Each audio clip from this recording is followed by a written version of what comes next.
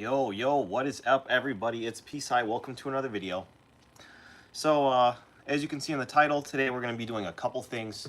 I wanted to go over my Drytron list with you guys, and then also experiment with an FTK with snake eyes. So pretty cool, fun stuff today. Hopefully we can also fix our Drytron deck and use a hypergeometric calculator to make it a little bit better than it was before. So let's just get into the deck profile for the deck that I used the other day at Locals.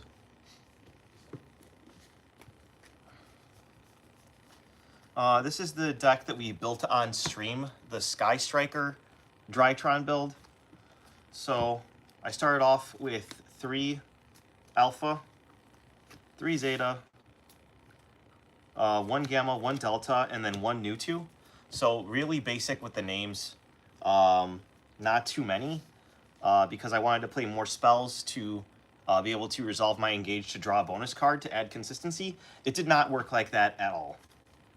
The ritual monsters, we really cut these down. 1 Dad, 1 Little Chicken, 1 Ben 10, and then 1 Illusion of Chaos. I posted a couple videos about why you should play the Magician Souls package. Speaking of Magician Souls, I've got 1 here, and then the Vanity's Ruler as the last monster. Next up, we have some hand traps. 1 Nib, 1 Ash, 1 Ogre, 2 Droll, 1 Infinite Impermanence. So obviously the ratios in Drytron make it so that you can't play a ton of hand traps without sacrificing consistency. But I brought my tablet downstairs, and we're going to take a look at a hypergeometric calculator, and we're going to see what will give us the best chance. But remember, by playing the Magician Souls package, we do increase our odds of being able to play, because this can actually help you play with 1 name. So we're going to take that into consideration, or at least we're going to try to take that into consideration when we're building our follow-up deck. I did opt to play the Harpy's Featherstorm as our thrust target, because usually you can get 2 bodies on board, and Kiki Nagashi Fucho, this will buy you 1 turn, essentially, because your opponent can't activate monster effects.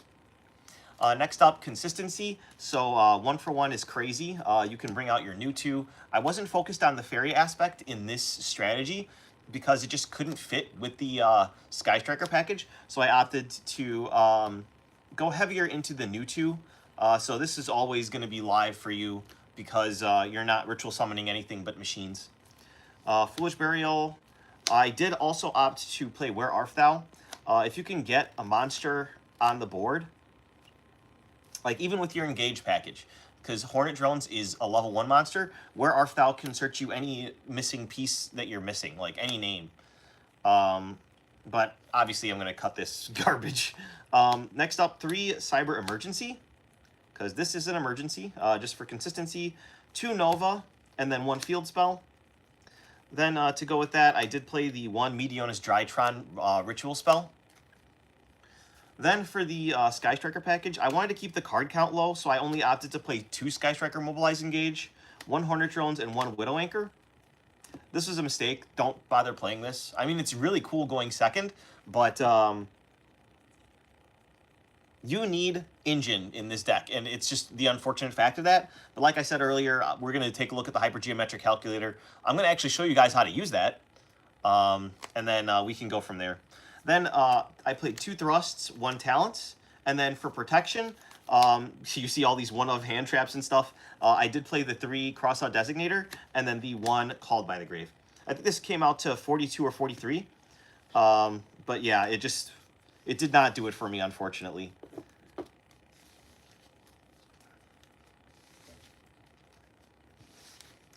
Next up, the extra deck that I played. Sky Striker Ace Token for our Hornet Drones.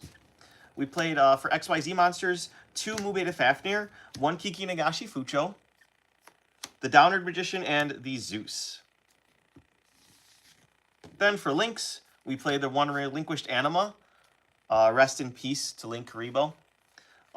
1 Sky Striker Ace Kagari. This is the only Sky Striker monster that you needed with that package. and it was cool to either add back Hornet drones or add back Engage. That's all the Link 1s. Next up, we played a few Link 2s. Cross Sheep is really good because the ritual effect, you get to draw 2 cards and discard 2 cards. Dynamondo. As I showed you guys in the video about why it's really good to play the Magician Souls package in Drytron. I go into Dynamondo, and you're able to have a lot of options going first against your opponent. This is a really good board that you could play. I wonder how many people will play Glads at TGS. I don't know. Depends. IP Masquerena and SP Little Knight. These are just mainstays. Shout out to Team Bad Cards. Next up, we played Phoenix as our last Link 2. For Link 3s, we played the Nightmare Unicorn. We played one Link 4, Access Code Talker. I missed Boral Sword, but in this scenario, you have a bunch of different attributes, and that helps a lot with Access Code Talker. And you can pop back row. That's why we decided on stream last time to play Access Code Talker. And then finally, Underworld got us to the Closed World for just outing crazy stuff. Finally, let's get into the side deck.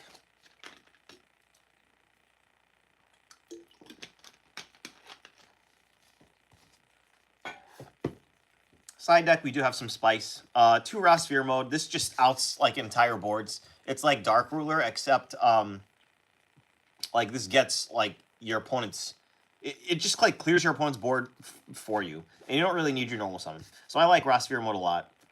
1 Lancia, it's searchable off of your Ben 10, so if you need to go up against a banished deck or like Malice or just anything that plays Shifter, this will be really good for you. Even the Ritual Beasts. Next up, Harpy Cellar Duster, a really good thrust target. Then, what's really cool is Magical Spring. So, go second against any deck in the game now, and you're most likely going to be facing down some face-up spells and traps. My opponent was forced to negate this when I drew it going second against them, because it would have allowed me to draw 3 cards and discard 1 card in the draw phase. I really wish I had drawn Forbidden Droplet with it so that this could resolve, because you don't really care about the discard, but this card's just really crazy, this format, because of how many spells and traps are face up when you're going second against your opponent. So Magical Spring is really nice, especially in Drytron, where you don't mind discarding the Drytron names because you can activate them in Graveyard. Next up, 3 Forbidden Droplet, 3 Evenly Matched, and then the other 2 Harpy's Feather Storms. So that was the deck profile. Obviously, I'm going to make some changes, but hopefully you guys enjoyed that video and subscribe for more. All right, so I'll have to figure out how to clip that, but Sky Striker package has got to go. So I'm taking out Kagari immediately. Bye-bye Sky Striker Ace token. And then get these Engages and Widow Anchors out of here. All right, so that was fun while it lasted, but I really don't think that that worked out as well as I thought it would. And you know what? While I'm at it, let's get rid of this Where Art Thou. Okay, so how many cards do we have currently in our main deck? 1, 2, 3, 4, 5, 6, 7, 8, 9, 10, 11, 12, 13, 14, 15, 16, 17, 18, 19, 20, 21, 22, 23, 24, 25, 26, 27, 28, 29, 30, 31, 32, 33, 34, 35, 36, 37, 38. All right, so we're under 40, so we can afford to put some more names and stuff in there. But I'm going to show you guys really quick how to use a hypergeometric calculator. So, what you're going to do is go to your web browser, and you're going to type in the search bar. Forgive me, my tablet is older than most of my viewers, so it's going to take a second. All right, so type in the search bar, hyper, so Hyper, geometric, GEOMETRIC,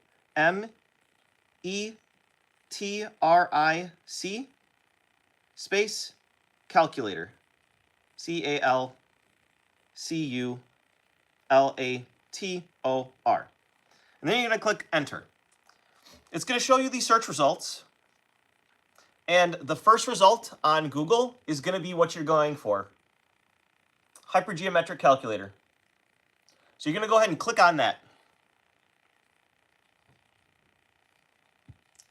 Now, this site is just a free page where you can actually put in your population size, your number of successes in the population, the sample size, and the number of successes in the sample. And this will actually calculate the probability of you drawing a certain number of cards. So, now this is just going to be for an example, since I know I have 38 cards in my main deck now, which is illegal, guys. Do not play with 38 cards. Or you could like throw 2 upstart goblins in here or whatever. But let's hypothetically say that we've got a 38 card deck. And how many names do we have? So let's count our names.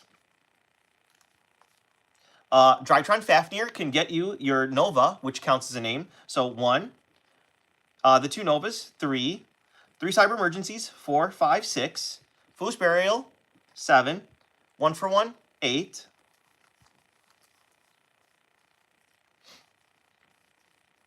New 2, 9, 10 for Delta, 11 for Gamma, and then we have 3 Zeta and 3 Alpha. So that's 17 names in 38 cards. So the first thing that you're going to do in your hypergeometric calculator is type in the population size. The population size is basically how many cards you have in your deck.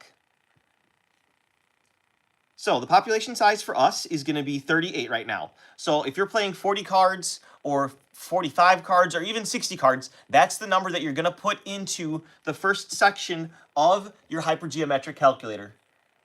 See if you can see that. That's where you put it. Now, the next question is the number of successes in population. So this is asking you how many of the cards that you want to see are in those 38 cards. We just counted out 17 Drytron names. So we're going to go to that section and we're going to type 17. 1 and 7. Next up is the sample size question. So how many cards are you drawing in your hand to start off? You're drawing 5. So this number is most likely going to be 5, unless you have some other weird calculation that you want to account for. Like going second, you would type in 6. So for this, the sample size that we're taking from that 38 is 5 cards. So we're going to type in 5.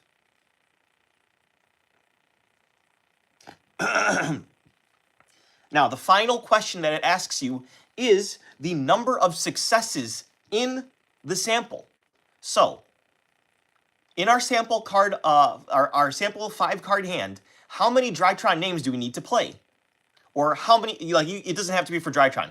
You could ask it how many cards you need, or how many cards you want to see in your hand, and it'll give you the probability of that. So, we want to see at least 2 names so that we can actually play the game. So, I'm going to type in 2 right there.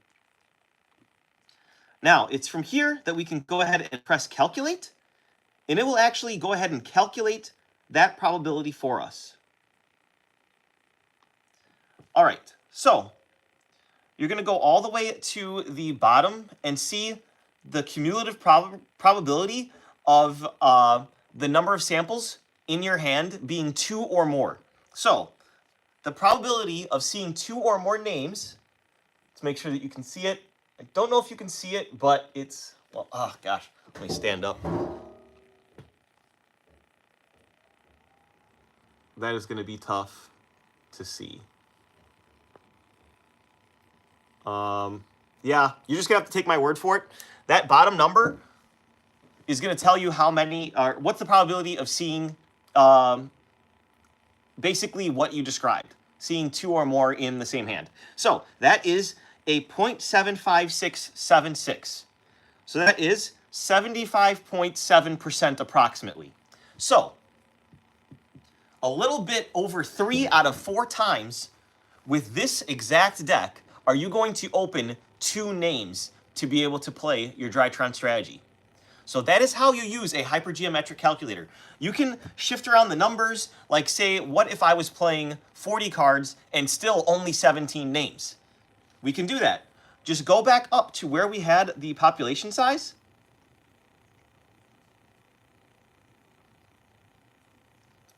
Forgive me, like I said, my tablet is very slow. So we click in the population size, and then we just change that to 40, and then we click calculate again. It crashed, so God. We don't edit around here. Obviously we can't because it's a live stream. But that's essentially how you use a hypergeometric calculator for Yu-Gi-Oh purposes.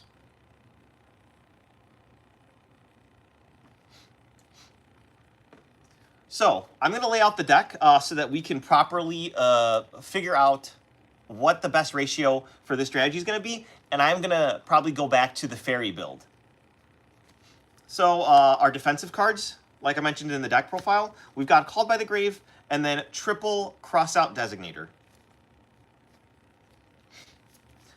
The hand traps of choice are the 1 Infinite Impermanence, 2 Droll and Lockbird, Ghost Ogre. Ghost Ogre on Mu Beta Fafnir is pretty strong. Ash Blossom, and Nibiru the Primal. Nibiru the Primal Being. You don't really care about like obviously you care about Shifter, but you're not going to main deck Shifter in this. You could side deck it, and when we get to the side deck, we might go with that. But these are going to be your main targets to hit. You can also technically hit the talents that we play in the main deck, or the Harpy's Featherstorm. But you can consider these defensive cards as well as the Triple Tactics Thrust that we play, because Thrust can go ahead and set your Harpy's Featherstorm or your Infinite Impermanence if you can't get to that. And then you could probably side Dimensional Barrier as another tech choice for going first, because that can save your life against a strategy like Tempai Dragon, or I don't know if anyone still plays Branded or Pearly, but any mono strategy deck is going to be halted by Dimensional Barrier. Another very popular card that you could side is the Different Dimension Ground. If you're going to try to survive anyway and get back to your turn because you got drolled and you have enough names, then that could also be a pretty good target, because a lot of decks besides Tempai are not going to be able to kill you through what is that card that I just named called? Dimension Ground, Different Dimension Ground. So right now, this is a ton of non-engine. So if we start adding more cards, we're going to need to add more names. The hypergeometric calculator came up, so we'll be ready for that when we get there. I do want to add some more names, though. But let's just get through this portion first. One ritual spell. The 1 Drytron Fafnir, which is cool. 2 Nova. 3 Emergency, 1 Foolish Burial, and 1 1-for-1. Now, we do want the rest of our names. So I want the new 2, the Delta, the Gamma, the 3 Zeta, and the 3 Alpha. And then, of course, one of our main win conditions, the Vanity's Ruler, to go with our Ben 10, the Illusion of Chaos, and the Magician's Souls, and then the 2 Big Chickens.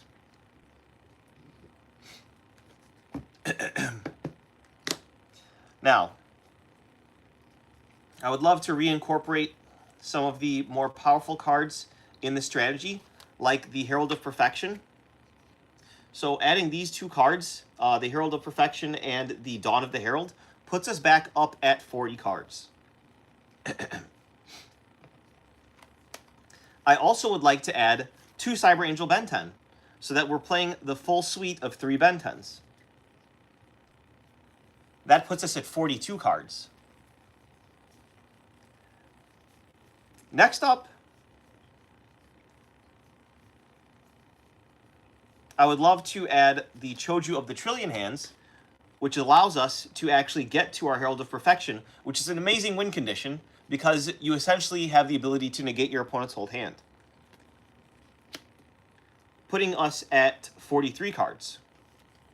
You can't play this without Natasha, so we're just going to go ahead and add that here for 44 cards. Actually, I'm just going to recount it because my brain can't keep up.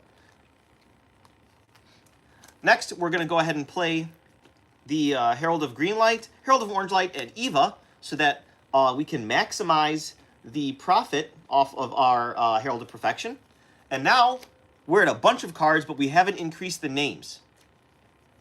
So we will have to do that eventually.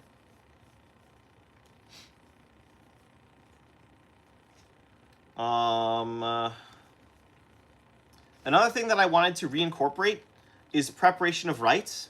This can actually act as a pseudo name because it allows you access to Ben 10, and you can actually combo from there, but you would need a way to out your opponent's Droll and Lockbird, for example. So I think a cool addition in terms of protection, so that you see your protection more consistently, is to add Instant Fusion and Millennium Eyes Restrict. You can just throw this directly back into the extra deck since we took out the Kagari, since we're no longer playing the Sky Striker package. So we can just put that right into the extra deck, and now we're playing a fusion monster. Pretty cool. Which means in fringe scenarios, you can actually use your Cross Sheep to special summon your new 2 back from the graveyard. None of the other names, though. None of the other names.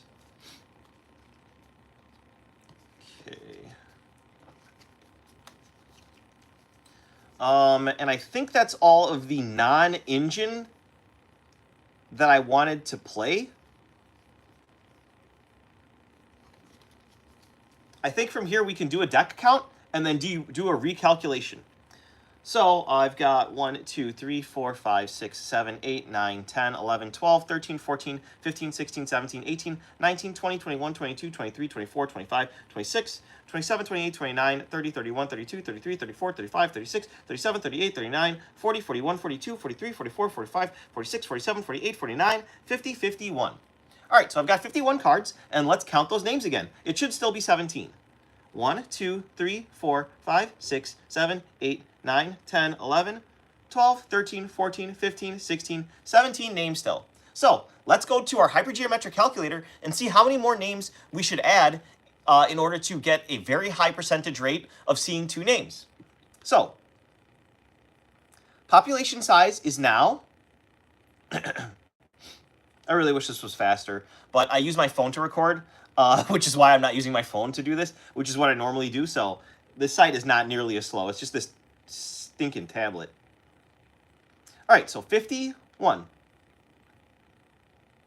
Next up, number of successes in the population. We still only have 17 cards in our population that will work for this.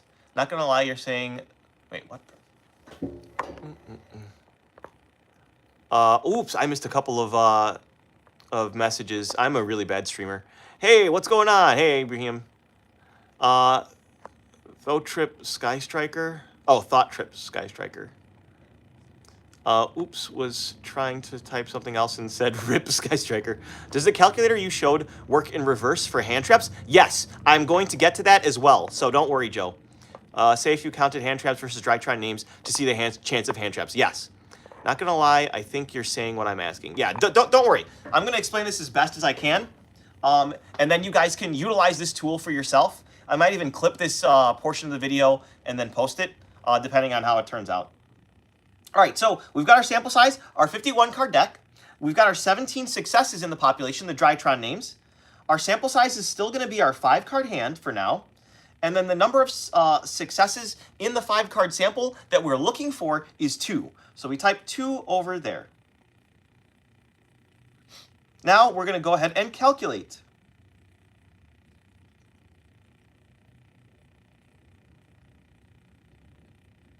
All right, so adding those non-engine cards dropped the chances of us seeing 2 or more names in our opening 5 card hand from 75% to 55%. We dropped 20% by adding those cards. So now, with this exact deck, out of these 17 cards, the chances of every 5 card opening hand that you have to have 2 of those cards in your opening 5 card hand is now 55%. So we're gonna try adding names and then we're going to recalculate, okay? All right, so first iteration, let's add a few names. We're not going to go straight up to 60. We're going to add another Gamma. So that's 1. We're going to add another Delta. That's 2. And And we're going to add another new 2. That's 3. So we brought our Drytron name count to 20, and we brought our total card count to 54. So those are the 2 numbers that we're going to change right now. So you go back to the calculator. The population size is no longer 51. We added 3 cards, guys. So that's going to be 54. So our new population size is 54. So we change the 51.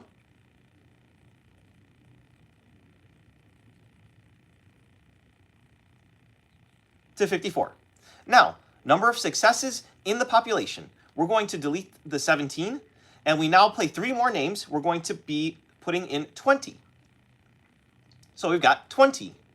The sample size is still 5 cards, which is our 5-card opening hand, and the number of successes in the sample is 2, because we want to see 2 names. So we're going to go back to calculate, and we're going to click calculate, and this will give us our new probability. By adding those 3 names, we went up from a 55% chance to a 62% chance. Still not good enough. We're going to need to add more names. All right.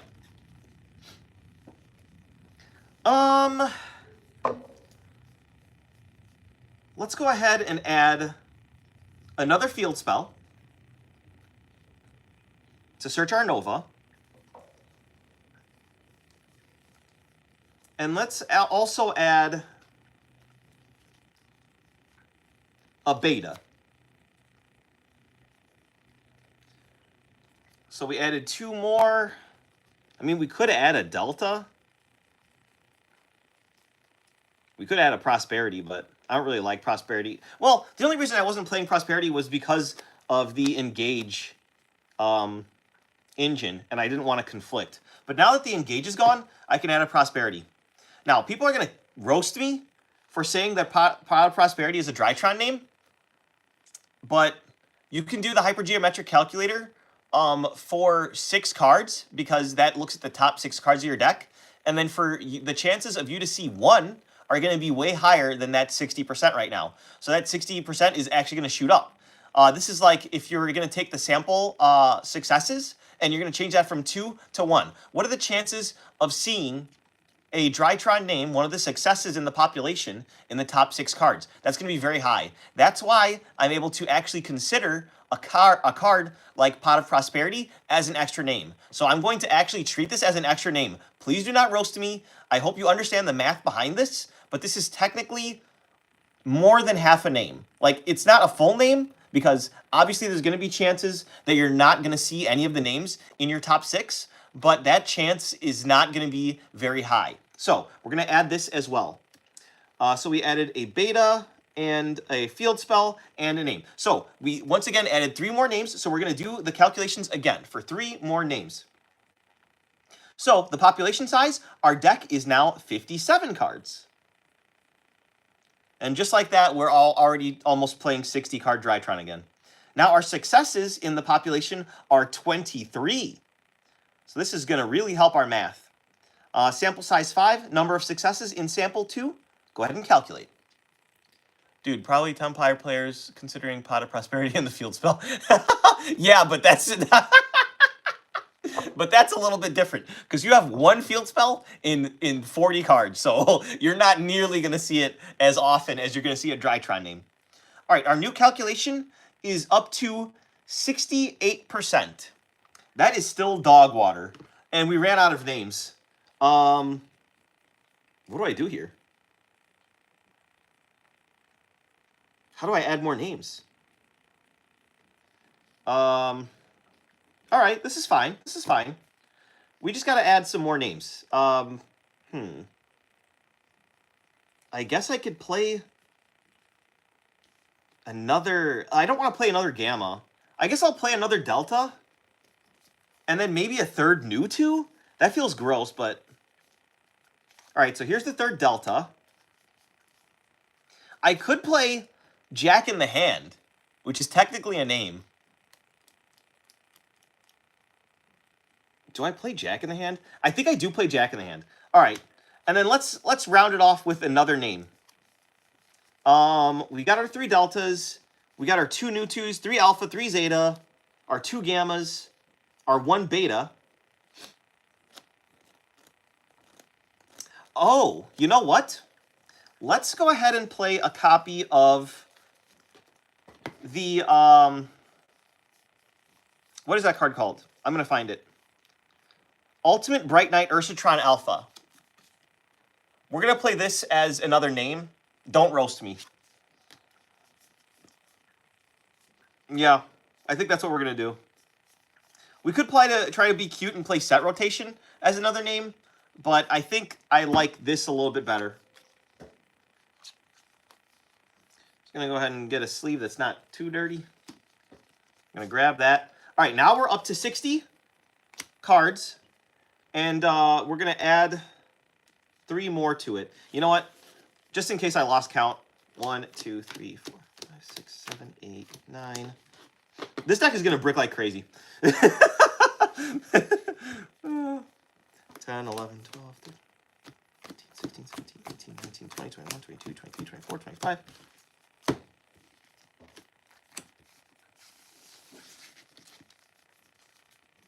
6 or 7, 28, 29, 30, 31, 32, 33, 34, 35, 36, 37, 38, 39, 40, 41, 42, 43, 44, 45, 46, 47, 48, 49, 50, 51, 52, 53, 54, 55, 56, 57, 58, 59, 60. All right, we are at 60. So I'm going to do the redo the calculation for a 60 card deck. So population size is now getting updated to 60.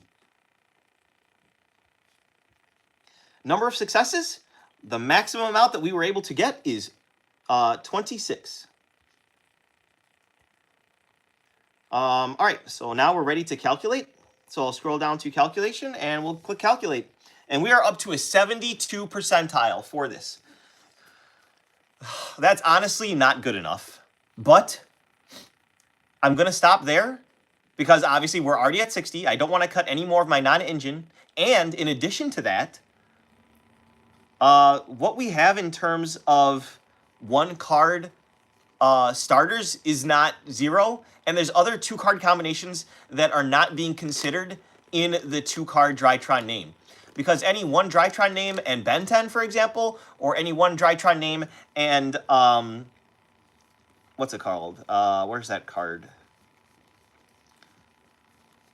Preparation of Rites is also, so this is technically a pseudo name depending on which name we draw.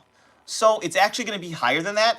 I don't want to, okay, well, fine, I will. I'm going to technically count the 3 Ben 10 and the 3 Preparation as names. So I'm going to actually add 6 to that 26, which puts it at 32.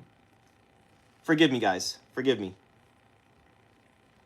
32. So technically we're playing 32 names or cards that we want to see in conjunction with another one. We're going to recalculate that, and that actually brings us to an 86 percentile, which is actually extremely comfortable, and it's actually going to be even more than 86 percentile because of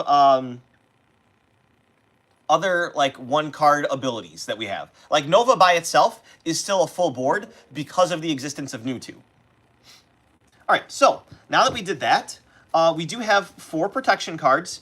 Technically 5 if you consider talents, and then technically even more if you consider thrust. But that's going to be extremely low, unfortunately.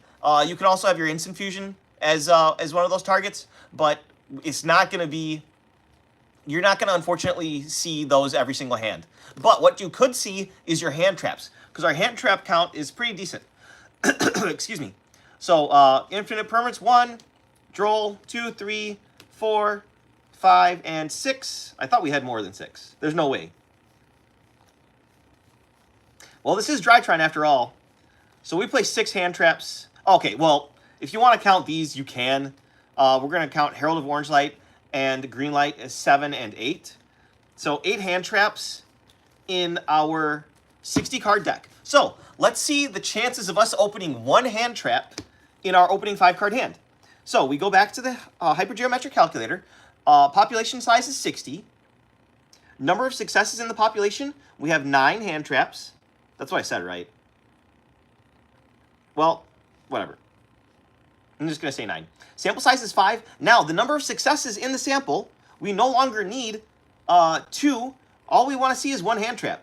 Not that that can stop your opponent's combo, but, I mean, if we want to see a hand trap, we want to see a hand trap, right? So, the chances of seeing 1 hand trap in this deck is 57%. So about half of the time, you're going to be... Yeah, I know, it is wild having 8 hand traps. Like, you're... We'll side some more hand traps, okay? We'll side some more hand traps. But in this main deck, there's a 57% chance of opening 1 hand trap in your opening hand. All right. So now that I built the deck, we could adjust the side deck here. We got the 2 Harpy's Featherstorm, the 3 Evenlies, the 3 Droplets, the 3 Magical Springs, the Harpy's Feather Duster, the Lancia, and then the 2 Rosphere mode. I honestly don't think that we need to change that too much. We could put in the 3rd Droll, but that doesn't really increase our odds very much. Because as you can see, when you do small changes in the hypergeometric calculator, that actually doesn't change very much. You need drastic changes to be able to alter the probability of actually seeing the cards that you want to see. Extra deck, I think I'm going to leave it as what it was, but just in case you guys are just getting here, I'll show you really quick. Underworld Goddess, Access Code Talker, Nightmares, Unicorn, and Phoenix. The Colon P monsters, Little Knight, and Masquerena. Dynamondo, Cross Sheep, Anima. For XYZs, you have Zeus, Downard, Kikinagashi Fucho, Double Moon Beta Fafnir. And then finally, we cut the Kagari with the Sky Striker package to play the Millennium Eyes Restrict as 1 more defensive card. All right, I'm going to power shuffle this, and we're going to do a couple test hands before we start getting into Snake Eyes FTK.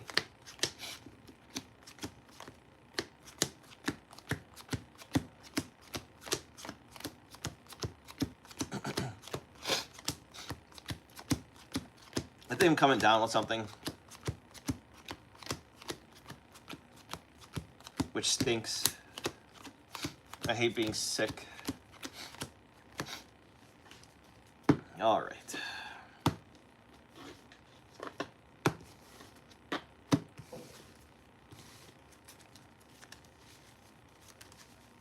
I would also love to play pre-preparation of rights in the strategy because it's just so broken being able to just throw Herald on the field as your first action with a Ben 10, because not only do you get protection, but you get to instantly search, which is really amazing.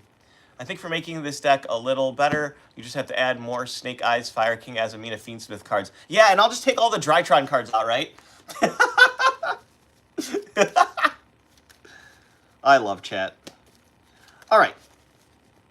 So we're shuffled up. Let's do a little cut or whatever. And then let's get into the first hand. So, Cyber Emergency. That's great. So we have 1 name already.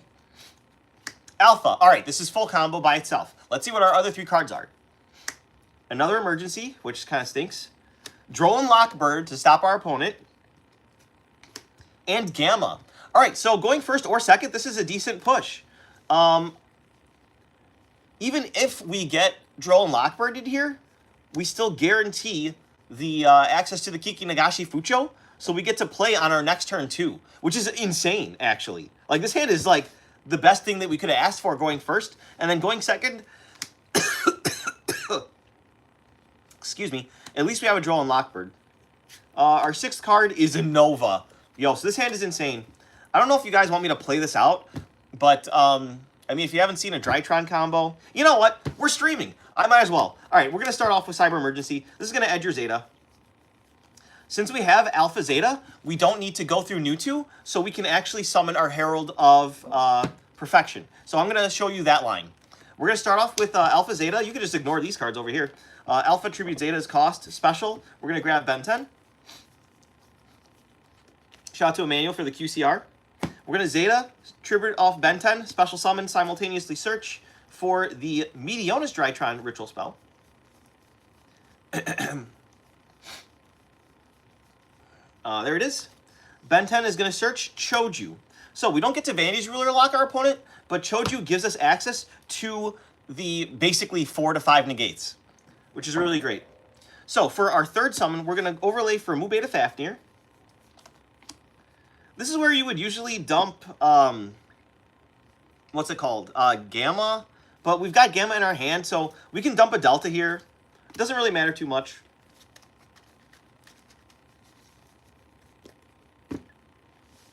Now, here is where we make our fourth summon, which is going to be Meteonis Drytron to Ritual Summon. We're going to use one of the Mu Beta Fafnir's materials to summon out the Ben 10 from the graveyard. So at this point, your opponent can't even nib you. So what you're going to do is use your Meteonis Drytron to add itself back to your hand by targeting the Mu Beta Fafnir. So now we've used that to add it to our hand. Now is where we commit our normal summon. So this is our fifth summon. We're going to tribute over this for the Choju of the Trillion Hands. Chainlink 1 Choju, Chainlink 2 Ben 10. Ben 10 is going to search your deck for any Light Fairy. You can just search another Ben 10. And then Choju is going to search any ritual monster in the game and any ritual spell in the game. So, and they don't even have to match, but in this case it'll match Dawn of the Herald and Herald of Perfection. But then you're like, what if you get nibbed here, psi? We don't care. We have our Delta in the graveyard, and we have our Ben 10 in hand, and we have our Gamma over here. So, like, that's why I'm saying, like, this is so strong going first, because, like, really, you don't lose to much with this hand, except, like, maybe Ash on Alpha will, like, slow you down a little bit, but you can still access a lot and then go the Nutu line, which is really cool. Why I like playing the fairies with Nutu? Because you can pivot. If you get hand trapped, you don't have to continue with the fairy line. Because of how well Drytron performs under hand traps, with the addition of Nutu, you can play strategies like this. And, like, say we got Ashed on the Alpha, you can make your Mu Beta Fafnir and dump the Nutu, and then use your Nutu to continue on. But, say we get nibbed here, these are gone, we don't even need these bodies. Because our next action is going to be Dawn of the Herald. We're going to actually Special Summon Dawn, or Special Summon Herald of Perfection, and ditch the Cyber Angel Ben 10. Now, on a new chain, Cyber Angel Ben 10 will trigger to search, and then Dawn of the Herald will trigger to add your Ben 10 back to your hand. So you're going to add your Ben 10 back to your hand, and this is where you add your 3 negates. You're going to add Eva, which is recently off the ban list. This is your 3 negates, because when it goes to graveyard, you're going to banish 2 other fairies, and you're going to get to search your Herald of Green Light and your Herald of Orange Light. This is how I was able to negate my rival Eric's entire hand. That was a great game. He was very salty about that. Anyway, from here, we've got another ritual spell that we could use. We could Delta here to draw a free card. Like, there's a lot that we can do. So let's just Delta here to draw a free card. We're going to tribute the Ben 10 in our hand. We're going to reveal the ritual spell. We're going to draw 1 card. It's instant fusion. We could use that for an extra body if we want, but we definitely don't need the protection effect at this point. At this point, you can use the ritual spell, I guess. Ritual this away. Bring out a Ben 10. So that's really cool. You got your Ben 10 there. Next, you want your fairies in the graveyard so that you can, what's it called? Make sure that you banish, like, stuff that's not Ben 10 in order to search off your Eva. So we can link off the Ben 10 and the Choju to make a cross sheep if we want to draw some more cards, which, I mean, is always cool. You could always just draw more cards. You can make an IP Masquerena here, which is really cool. So let's just make an IP Masquerena. Who cares?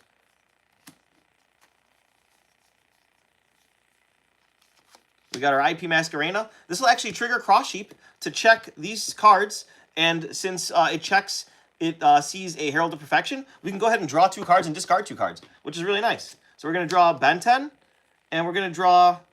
Oh my gosh, I forgot to trigger that last Ben 10. Shout out to fan favorite Jesse, who also forgets to trigger Ben 10. Whatever, we don't even need it. So we're going to draw 2 cards, and we're going to discard 2 cards. We probably don't need Illusion of Chaos or this Gamma, so we could just ditch these 2. And now those are in the grave so that we can activate more effects. From here, you can make... I don't know, like, this is already, like, so many negates, but, like, let's just make some more. You can Gamma, tribute your Cyber Angel Ben 10, special out Gamma and special out Delta. That'll activate your Cyber Angel Ben 10 to search. You can search Natasha. Your opponent's not beating this. Even, like, with Raw Sphere mode, they're still going to have to deal with so much negation.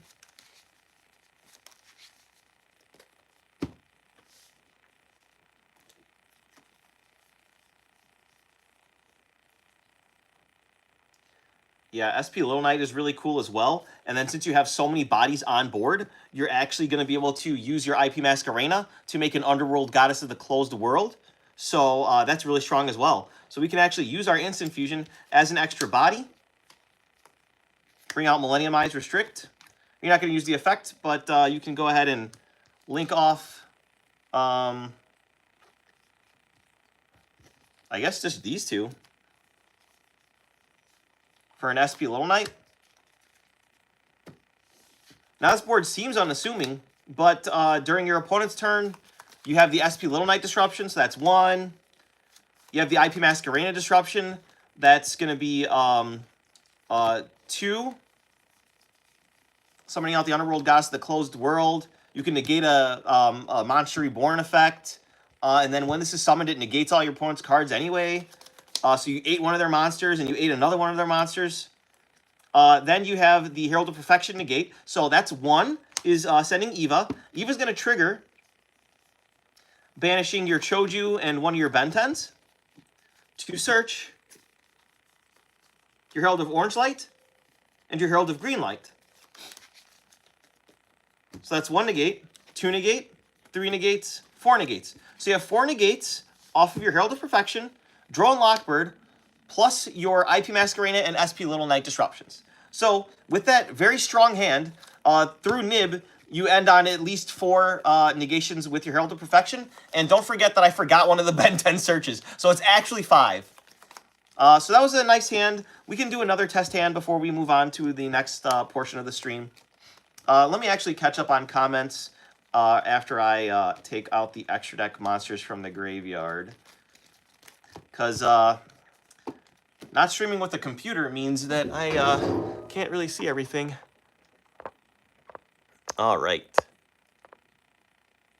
Are you a math major? No, I was a mechanical engineering major when I went to college. But close.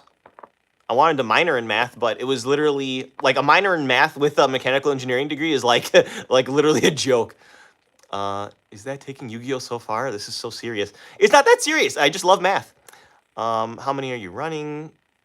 It depends on what you're asking, Robot. Sorry I didn't see it at that point. It's either hand traps or names. Names, I'm running technically 32, but it's more like 26 names. Dude, Tenpai players consider Pot of Prosperity. Oh, okay, I already read that one. Why just not let us do infinite remote duels with you and just testing until perfect? That's going to take years. Means some more hand traps, not citing them. There's no room in the main, dude. I want to play the fairy package. As you saw with that combo, that's what I was going for. Like, I want to have 5 negates plus 2 other disruptions. I think this is crazy how testing another hand. What about Dark Ruler No More? Dark Ruler No More makes me very sad. But with Dark Ruler No More, they have to at least get through your board. And that's why sometimes I like to discard Eva. Because discarding Eva allows you to trigger Eva on your turn and then already have the orange light and the green light in your hand. So at least you have a spell negation and a monster negate and destroy, which is like really broken. Let me do another test hand, and if I get the Herald combo, I'll show you how to get rid of Eva on turn 0. The Drytron engine has evolved. We don't need to go big or go home deck building. We can adapt. Happy holidays, Pat. Thank you very much, fan favorite Jesse.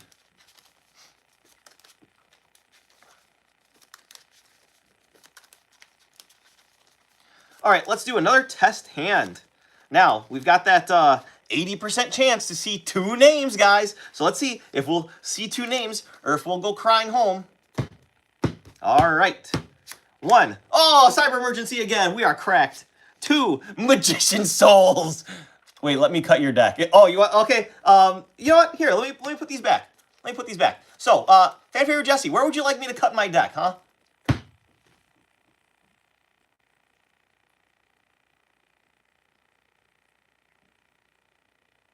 Top 10 cards, top 30 cards. 1 card out the middle and put it on top. Good luck. All right. 1 card out the middle, put it on top. All right. So, You made me draw Eva. Magician, Illusion of Chaos, Infinite Impermanence, Cyber Emergency, and we need one name here. We need a name. Jack in the Hand. We are lit. All right, so you know what? We can actually put the Eva back with the Illusion of Chaos, but I'm not trying to normal summon Magician Souls anyway.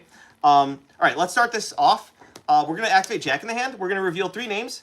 It doesn't really matter, but we want to reveal the names that we have multiples of. Delta is really good. We want to reveal Drone Lockbird. Just kidding. Do not ever give your opponent Drone Lockbird. Alpha and Zeta. Now, they're going to do one of 2 things. They're going to either give you, they're either going to take away Alpha or Zeta. It doesn't matter because we also drew Cyber Emergency. So let's just assume they took Alpha if they're really good. I see a lot of people taking Zeta as well, though. But Alpha is the correct choice, so they're going to take their Alpha. You're going to take your Zeta. Now, you're going to activate Cyber Emergency.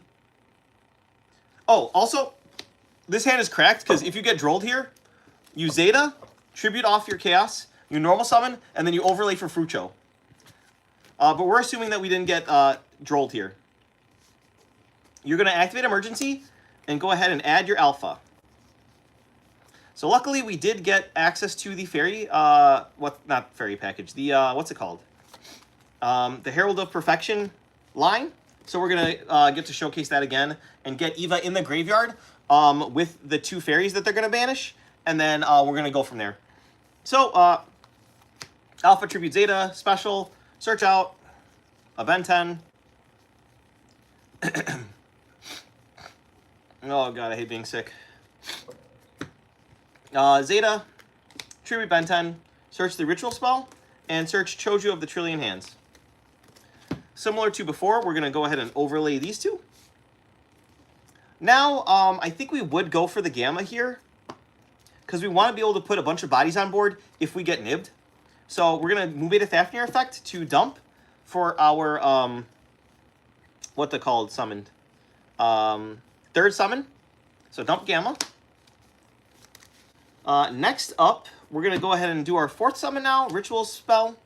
So this locks us out of our new 2 plays, but that's okay, because we've already gotten far enough with what we have already. Then you're going to add this back by targeting your Mubeta. Then your 5th summon will be the Choju of the Trillion Hands. Chainlink 1, Chainlink 2. You're going to go ahead and add the Perfection, another Ben 10, and your Ritual Spell. From here, you're going to go ahead and Dawn. Pitch your Ben 10, special out your Herald of Perfection. Chainlink 1, Ben 10, Chainlink 2, Dawn of the Herald. Add your Ben 10 back, and then search your deck for a Light Fairy. I mean, we could just add another Ben 10, although we just only have 1 more Tribute left. So I don't think it's correct to add a Ben 10 here. You just add something else, like even a Natasha. You don't want to get your Vandy's Ruler out of your deck this early. So we'll just grab Natasha. Now, that cross sheep play is really strong, and we basically always have access to it with this combo, unless you get nibbed. So since we didn't get nibbed, we have 3 extra bodies to deal with. So we're going to Meteonis here, ditch this, bring back the Ben 10. Then we can get our fairies into the graveyard for our cross sheep.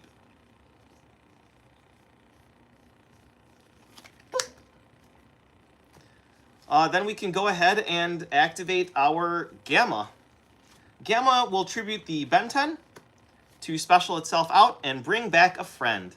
Let's bring back Alpha. That is going to do 2 triggers.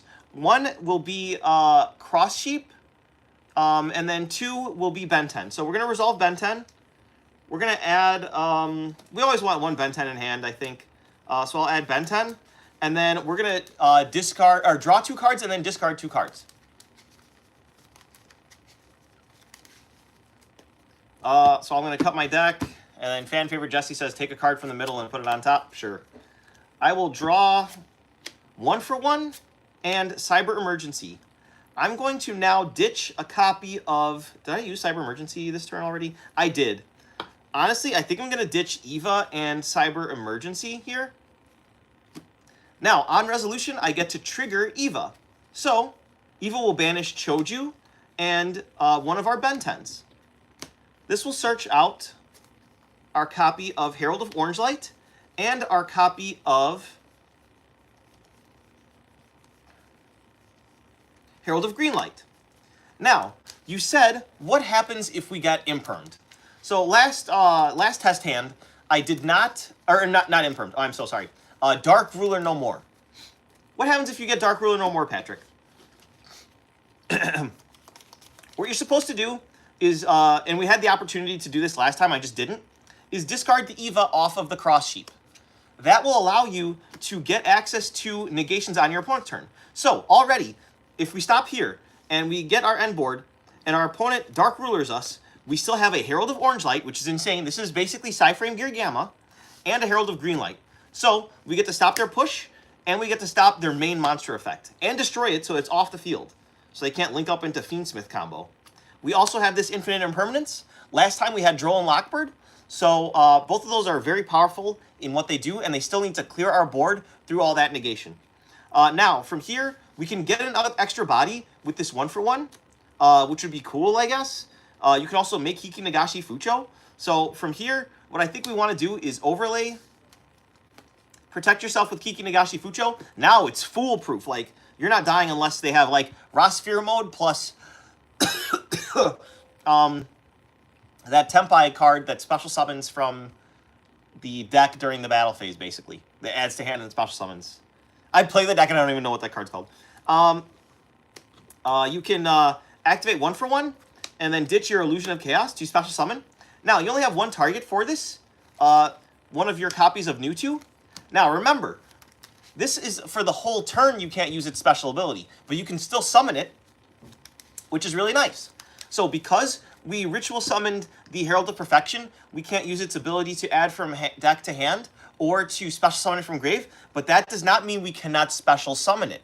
So we special summon our Drytron Mewtwo, and this acts as our extra body, and it gives us extra follow-up. We get to make IP Masquerena. And then we set this. So from here, we have 4 negates with our Herald of Perfection, 1 disruption in the terms of Infinite Impermanence, and then we have access to IP Masquerena, which can either go for, what's it called? Underworld Goddess of the Closed Moon, SP Little Knight, or even Dynamondo, which gives us further disruptions. All right, so that was the 2 test hands. You can do a lot with Drytron, obviously, and yeah, just the follow-up is insane in this deck. I love it. But most likely your opponent's not getting through this. But like I said, the Rasphere mode over these 3, and then they still have to get through all of this and Imperm. So, like, and if you don't need to use your Ben 10, then you have an insane crackback. It's, like, unbelievable. And then you're drawing the Vantage Ruler, but whatever. Yeah. I think this deck is ready for locals. You're not going to draw 2 names every time, but as we showed, it doesn't matter. You don't need 2 names every single time. I kind of want to show an example of that, because fan favorite Jesse was saying that, what's it called? The Souls package is not justified. I completely disagree. Because you're not always gonna draw, like, if you draw 2 alpha and like talents, for example, like, this is full combo. This is literally full combo because of that. And I'm gonna show you that to you guys right now, actually. Let me catch up on comments, because I didn't look at the comments while I was doing that freaking combo. But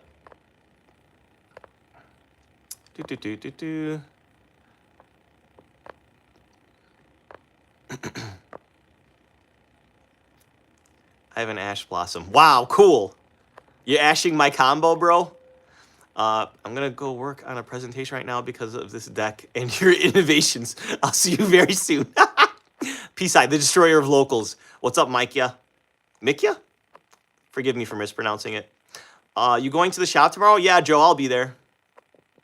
Oh, yeah, Pat. Won't be in to win with Drytron tomorrow. Gotta see family. Okay. It's okay, fan favorite Jesse. We'll see you next time. King Phoenix. Hi, bro. Love your content. I started watching your videos since you played Altergeist. Much love from Ecuador. Thank you so much, King Phoenix. Shout out to Ecuador.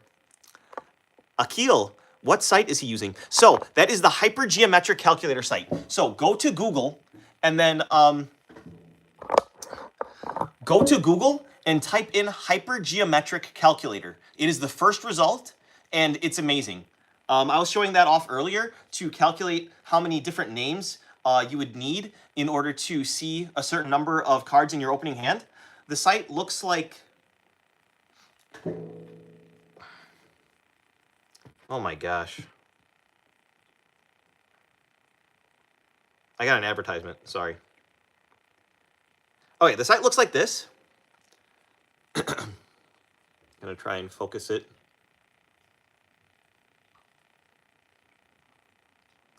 And here's where you put your information.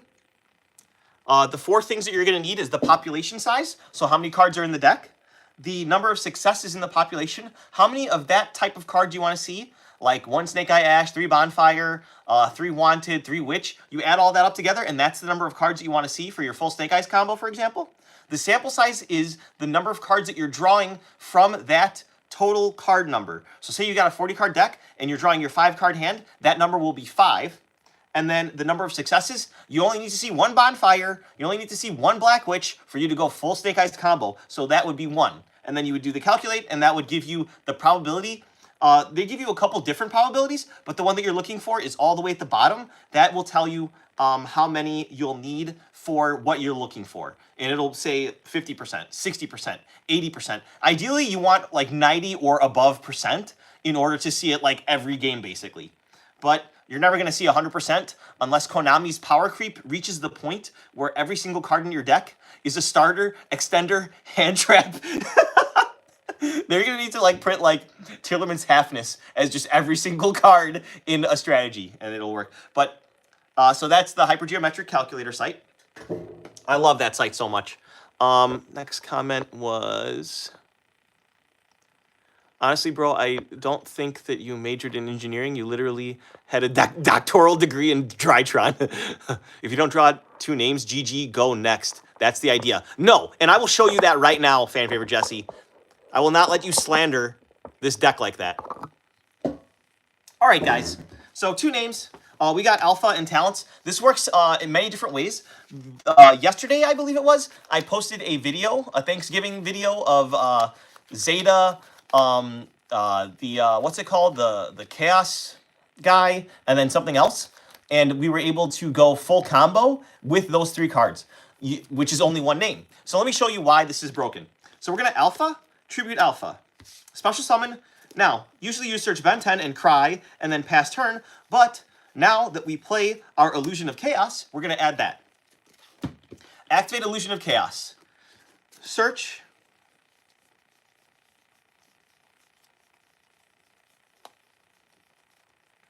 The recently reprinted into the ground Magician's Souls, and then put back a card from your hand on top of your deck. We're not going to need this Talents, so we're just going to put it right there. Next up, we're going to use our Normal Summon. Boo! Normal Summon. Now we're going to overlay for ya boy Drytron Mu Beta Fafnir. Mu Beta Fafnir effective dump. We're going to go ahead and get rid of our Drytron New 2. Now we're going to use the effective New 2 Engrave to Special Summon. Now we're going to use the effective New 2 to search. Now, in the previous videos that I had posted, I did not play the, what is it called? I will add it to my hand right now.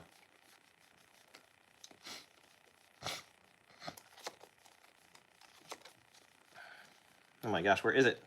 I'll need this. Just going through my 60-card deck, looking for all the cards that I'll need for the combo, which is a lot. All right, this is the card that I was not playing. Ultimate Bright Knight Ursatron Alpha. So before, I was just directly adding Zeta, and then I was Zeta tributing the Illusion of Chaos in my hand to summon, and then make Kiki Nagashi Fucho, or something like that. But because we have access to the Bright Knight Ursatron Alpha, we can go even further beyond. So we're going to add the Drytron Alpha. We're going to activate its effect to special summon. This is going to search our Drytron Fafnir. We're going to go ahead and activate Drytron Fafnir to get our Drytron Nova. Then we can Nova special out that, that Zeta that we were looking for, which is really cool.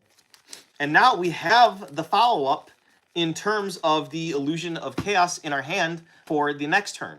So what we're going to do here is we can actually link this off for an Anima. We can use Zeta, tribute off the Drytron, summon it out, and grab the Meteonis for next turn. We can overlay these two to make sure the new two doesn't get banished for our Kiki Nagashi Fucho. And then finally, we can use these two to make an SP Little Knight. So, 2 alphas essentially means that you get to disrupt your opponent's combo a little bit with SP. You don't get to die at all because of Kiki Nagashi Fucho, unless your opponent's first action is Lava Golem or Kaiju. And this guarantees follow-up. You not only have the Ritual spell, but you have the Illusion of Chaos to be able to trigger your Alpha next turn. You even got your Zeta and your new 2 out of the deck so that you can have even more pushes next turn. And if you're able to use the SP, your SP will be coming back, which gives you 2 more bodies of link material that you can use to push even harder against your opponent. So hopefully that kind of helps justify why I play Illusion of Chaos in this deck, because it makes hands that were previously unplayable, playable. Do you play on Dueling Nexus Site? No. I don't have a computer that can do that. I only have my work computer, and I don't do anything personal on my work computer. I literally run this entire YouTube channel from my cell phone. There's got to be another combo that I can show you. Because, like, say you have Preparation of Rites, Zeta, and... or even Beta. Let me see, like, how far I can go with this. And then say you got Dad. I think you do need one more blank card for this, unfortunately. So let's go a cross-out designator and then another cross-out designator, just in case. All right, so I'll just do one more example hand why playing the Magician Souls package is actually really beneficial. So right now we have one name, and it's a garbage name. It does nothing. We've got a Ritual Monster, and we bricked. The best you could do in a standard build of Drytron is use the Preparation of Rice to search a Benten, tribute off the Benten for your Beta, use the Benten's effect to search, probably a Diviner, normal summon Diviner, search follow-up for next turn, synchro for a Dawn Dragster, and pray. Or make an SP and pray. But we do not need to pray this time around because we play that package. So, similar to before, we will... actually, our first action can be the Preparation of Rites. So, we're not going to search our Benten like you guys think. We're going to actually search a copy of Illusion of Chaos. Now that we have that, we can go ahead and use the Illusion of Chaos, add our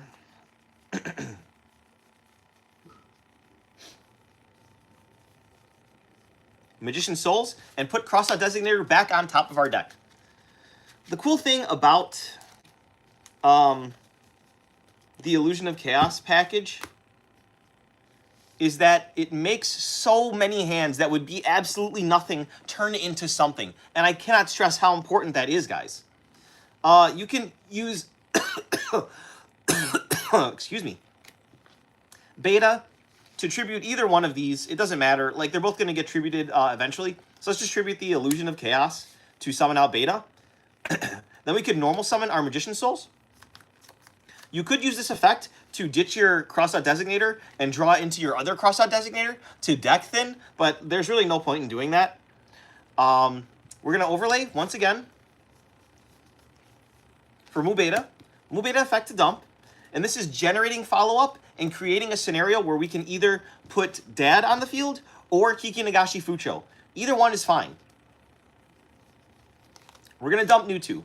New to effect is special. This has already locked us into ritual summoning machine monsters for the whole turn. Effective new to search our cool Ursatron Alpha. We don't need to search Alpha. We used to search Zeta with this and actually use that to make the dad. But since we have Alpha, we can actually just use Alpha, bring that out, and now we have access to the field spell. And if we leave a Drytron name on the field spell will actually act as a disruption, which is really cool. So we add the Fafnir, activate Fafnir, add Nova. Now Nova can go ahead and get your Zeta.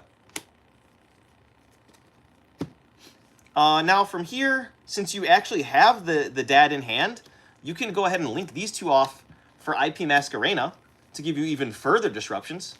Yeah, I'm liking this. You can even make a cross sheep if you really wanted to draw more cards, but I don't want to add any randomness to this combo, just to show you the resilience of this combo without having to randomly draw something.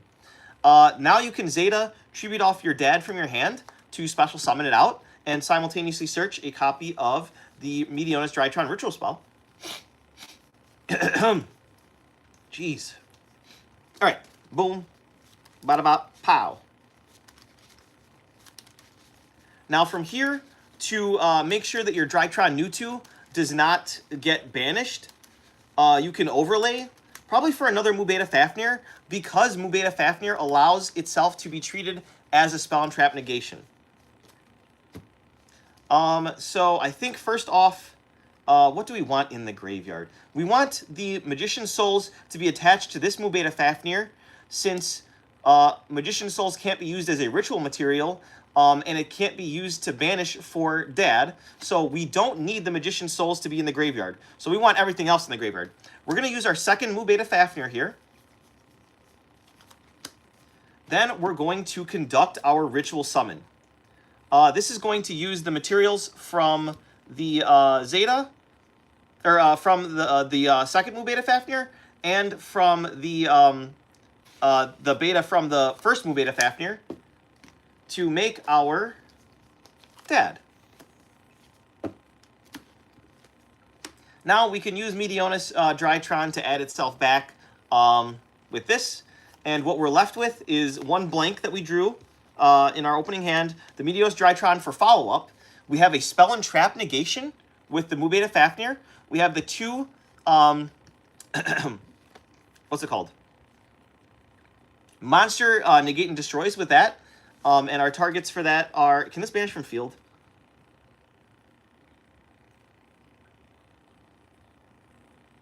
Banish Drytron monsters from your graveyard. Okay. So you have New 2, Zeta, and Ultimate Ursatron Alpha. And then if you use IP, you can link this off to make SP Little Knight, which puts this in the graveyard as an extra negation. So your follow-up is just really good, and you have the disruption of the Drytron Fafnir, which was searched off of your Ursatron Alpha, so you're always going to have access to it. So yeah, so your turn would probably go something like this, IP, go into SP, or you could go into Dynamondo later, but I don't know if that's the best. You could even link off more to go into Underworld Goddess, the Closed World, but we're going to make SP for this instance. SP effect to banish something of your opponent's. Your opponent tries to out your board with a spell and trap. You can detach to negate that. They try to use their monster effect to push. You banish a Mu Beta Fafnir to destroy their monster. Then they try to push with a bigger monster, so you have to banish two names. You could banish Zeta and then Ultimate Bright Knight Ursatron Alpha. So that negates that. And then you can do another disruption with SP banish. So you got a ton of disruption based off of that brick hand that could do absolutely nothing without the package of the Magician's Souls and the Illusion of Chaos. It just makes you brick less often, and that is so important. So important. And then they out your dad, and you bring out the tiny dad, the tinier chicken, bring out your tiny chicken, and then the tiny chicken can actually banish your New 2 to send a card from the field, which is broken. And then the Crack Pack, you're just crazy, because that combo actually started with Beta. So you Beta, tribute off this special, bring out literally any of these back into your graveyard. You put the New 2 back, I guess. Like, this is crazy, guys. Insane. All right, I think that's enough test hands for now. Let me read the comments and just answer any questions or concerns that you guys might have. My leg hurts.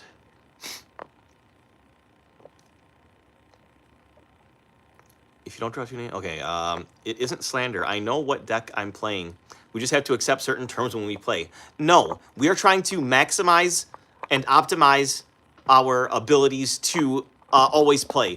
And you shouldn't just accept that. You should try to account for it and play your tier 3 deck or your rogue deck as if it's a top tier meta deck. Like, we play for fun, obviously, but we want to win, guys. We want to win. You can win being a budget player, and you can win with strategies that are not the best. You just have to know how to build your deck. And you can use math to help your odds. Like, obviously, anybody can beat anybody in this game. All you need to do is just draw 5 pieces of Exodia. But you want to give yourself the best chance. You want to know all the rules and the interactions of the game in order to give yourself that best chance. And you want to have practice so that you misplay less often. I don't think that you should just accept the way that your deck is. Like, there are probably some strategies out there that are just absolute dog water, and, like, there's nothing that you can do to help them. But most decks in the modern era are able to be, you know, amplified with other engines or something like that, like, to make it good. So I don't agree with you at all, Caliber. Also, you legit showcased a 3-card combo in your last video. Yeah, well, sometimes you brick. And that 3-card combo can actually be many different 3-card combinations. I'm not going to do all of the math to calculate how often you're going to draw like that, but it helps being able to play under certain circumstances, and it helps you to think. And that's what makes this game so fun for a lot of people, is that you can actually think through your combos and think through your plays, and that actually helps you to enjoy the game more and keep your brain young. Do you play on Dueling Nexusite? No, I think I already answered that one. Let's get psai a bad laptop for Christmas. Stop. I don't need any more gifts. You are a legend, dude, for handling all of this from your phone. It's just like a 3,000 subscriber channel. It's not that big. Your words are awesome. We love you, Papa psai. I definitely think the Drytron strategy can be innovative, but I'm not too familiar with the entire modern card pool enough to brew something decent. That's a great segue to go into the next strategy that I would like to experiment with. Snake Eyes FTK. So we're going to try and use some engines to make it even more consistent and powerful. And we're going to not give our opponent a chance. Shout out to So Handsome Steve for playing FTKs at locals. Disgusting. I'm out. All right. See you later, fan favorite. All right. So we got our Drytron side deck, Drytron extra deck, and then Drytron main deck. This could probably be improved, but I'll wait till the next locals to improve on that iteration as well. So I saw a YouTube video a little while ago showcasing a Snake Eyes FTK, but this was prior to the ban list. I wonder if I want to clip this to be an actual video. I'm going to clip this and make it an actual video. Yo, what's up, everybody? It's psai. Welcome to another video. Today, we're going to be taking a look at our Snake Eyes FTK, and we're going to show you what I would do to make it even better than it was when it was first invented. All right, so when it was first invented, there was obviously the 3 Ash, and then we had the 2 Poplar and whatnot, so super consistent. But the whole entire goal of the strategy is to essentially utilize Proxy F Magician to fuse off a machine and one of your pyros to create Blaze Phoenix, the Burning Bombardment Bird, use its effect, bring it back with Promethean Princess because it's a fire, use it a second time, and then for the third time, go into Amphibious, Zealantis. You're going to be linking something else. You're going to reset it basically with your Zealantis to utilize it a third time. And then finally, you link off for Agave Dragon, and you have your 2 Flamberge in graveyard, so you get to burn your opponent for an extra 200 to be exactly game. Now, this isn't going to be super consistent and whatnot, but I wanted to try it out and see what I could do with the strategy. So I did a little bit of building off camera, and I wanted to show you what I had so far, and then we can finish it off together. All right, so the combo needs access to your Jet Synchron and then also full Snake Eyes combo. So it's essentially a 2-card combo.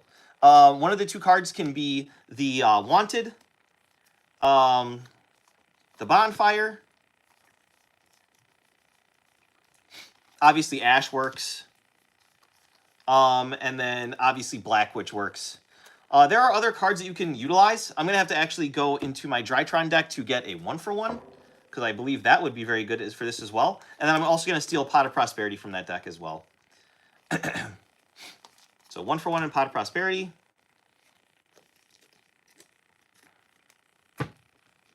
So tons of starters. And the thing about this type of strategy, like Pendulum FTK and now Snake Eyes FTK, is that even if your FTK gets stopped, you can pivot. Much like you can pivot in Drytron, for example. If you're going down the fairy line and you get hand trapped, you can go down the new 2 line now.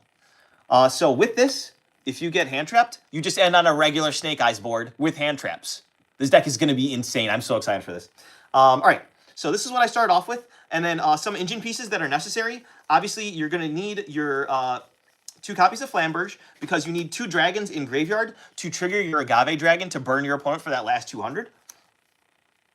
You're going to need the your 1 Poplar now, unfortunately. And then because we lost out on a lot of those cards, I decided to play 3 Oak. This is probably incorrect, but I decided to play it anyway. And then in case we draw our 1 of Poplar, we do play our Snake Eyes Birch as well, which is really cool. Another cool card that we have is the Jet Synchron. This is part of what you summon off of your original Sinful Spoils, or you search off your Snake Eyes Ash in order to give you the machine that you need and the extra body on board. Part of your combo, you're going to need to go through the Temple of the Snake Eye. I was thinking of actually including a small Kashtira package and terraforming, just so that it would be more resilient to hand traps. Because say your Poplar gets ashed or something, and then you just activate terraforming, and you just add the field spell anyway. So it's as if you played through that interaction. But I ended up deciding that people are not most likely hand trapping the Poplar. They're probably saving it for the Ash, which you can utilize some of the Charmers in the extra deck to actually continue playing by going into Princess, and then at least ending on a board. You're obviously not going to get to FTK through hand traps, but that's why we play the cross-out designators. Speaking of cross-out designators, that's another thing I need to take for my Drytron strategy. We're going to play 3 cross-out designators. So 1 cross-out designator, 2,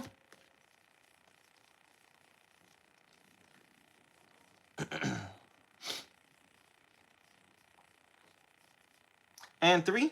And you know what? Let's add a Call by the Grave just for some spice. We're obviously going to need some targets for that, but I wanted to address something really quick about this strategy. The initial strategy that I saw online was playing Parallel Exceed. That was very easily accessible because there's so many level 1 monsters in the game.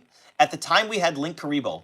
Link Karibo, rest in peace, is now no longer with us. So you can't just normal summon Snake Eye Ash, get impermed, and then link off into Link Karibo and activate Parallel Exceed. That's just no longer a play that we can do. But I still do see the strength in running the Infernal Flame Banshee.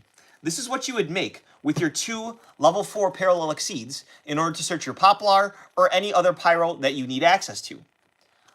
This card is so amazing that I wanted to search the game for an engine that I could utilize that will not waste my normal summon, but will be very compact and can put 2 level 4 bodies on board. I ended up with a staple from my previous strategy of Super Heavy Samurai, Trap Tricks, Punk Therion, the Super Heavy Samurai engine. These 6 starters, each one by themselves, will allow you to get 2 level 4 bodies without your normal summon, as long as it's your first action and you haven't used any spells or traps. These only work if you don't have any spells or traps in your graveyard, which is fine. You could even be playing the Kashtira package and still utilize this. But this gives you 2 level 4 bodies on board, which increases the consistency of this deck by a mile.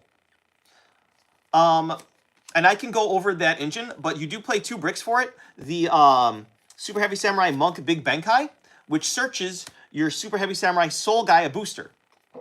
this will give you your 2 level 4 bodies, which is broken. Also, if you already have access to your Snake Eyes engine, you don't need to overlay for Prime Banshee. I actually do play, I opted to try Omega. So Psyframe Lord Omega, you'll Synchro Summon, which will set up your scales. So you'll have a low scale of 1 and a high scale of 8. So you can Pendulum Summon out like a Black Witch if you need to, and you don't have to waste any of your card advantage. And then also, you get to rip one of your opponent's hand traps out of their hand, which will help you FTK even better. And I think you'll need you don't even have to go into your, I haven't done the calculations yet, but you probably don't even need to go into Agave Dragon because you'll already have 2 face-up Pendulum Scales on the field in addition to the rest of the combo. So you're probably going to be doing the 2,700 damage for each of your 3 burns, so you don't need to do that extra 200 damage at the end. You'll just be able to flat out FTK with just Blaze Phoenix, which is really cool. Cool in quotes. But yeah, I opted to try that. I haven't tested it yet, obviously, but in theory, it's very good. And then one really good extender that we can utilize that's really good in this deck is Monster Reborn. The list that I saw was also playing the other Monster Reborn card that summons to a zone a Link monster points to. I think that's called World Legacy Succession, but that was back when we had Link Karibo. We no longer have that downward-facing arrow. You need to have 2 bodies to be able to go into an IP Masquerena to use that card, so I opted to cut that from the list. That list also played a bunch of random hand traps. Now I'm going back into the Drytron strategy to get those hand traps out, because obviously we want to be able to cross-out Designator them, but we also want to stop our opponent. They played 9 hand traps. They played 1 Nibiru, 1 Infinite Impermanence, 1 Droll, and then they played 3 Ash and 3 Veiler. So that's a total of 9 hand traps, and they were playing 40 cards. I'm going to go slightly over 40 because I'm crazy. I could look up some of this stuff on the Hypergeometric Calculator, and honestly, I think I will. So we are going to play a similar hand trap ratio. We're going to play the 1 Droll. We're going to play the 1 Nib. They also played Talents, but they didn't play Thrust. I don't think I'm going to bother with the Thrust, just like they didn't bother with Thrust, because what are you setting off this? Imperm? Like, no one cares. Going second, that might be a good option, but I'm not going to opt for that right now. Imperm, and then the Talents, and then now we need 3 Ash and 3 Veiler to start with. So I'm going to go the 1 Ash for my Drytron strategy. And actually, that's it. Because I only play 1 Ash and Drytron as a crossout target. So let me go to my hand trap pile. We got our 3 Veilers. Shout out to Shifter. Our 2 other Ashes. And then that was everything. But I do think that Ghost Ogre is very strong, this format. And that can be the difference between life and death. So I will actually take my Ghost Ogre from my Drytron strategy, and I'll go ahead and plop it in here as well. So I've never gotten this far on assembling the deck. I wanted to do a lot of this on stream so that you guys can see it and then maybe give me some feedback and then see my thought process. So I haven't counted this, so I don't know how many cards this is. We're going to see how many this is and what we're going for here. So 8 for the Super Heavy Samurai package. And then let's take the rest of our starters over here. 9, 10, 11, 12, 13, 14, 15, 16, 17, 18, 19, 20. So 20 minus the 2 bricks is 18 starters, which is insane. And we got plenty of hand traps. So that is 20. All right, 20. Next up, injury requirements 21, 22, 23, 24, 25, 26, 27. We might be able to cut one of these. 28, 29, and 30. All right, so we've got 10 more cards to make this a 40-card deck, but I don't think we'll make it. All right. 31, 32, 33, 34, 35, 36, 37, 38, 39, 40, 41. All right, that's a lot of hand traps. 42, 43, 44, 45, 46. Dang, 46. That feels gross. I think I might put or cut an oak. Yeah, I'm gonna cut one of the oaks. Sorry, oak. Shout out to Baby Brian and Anthony Gross for giving me the oaks. All right, I cut this down to 45.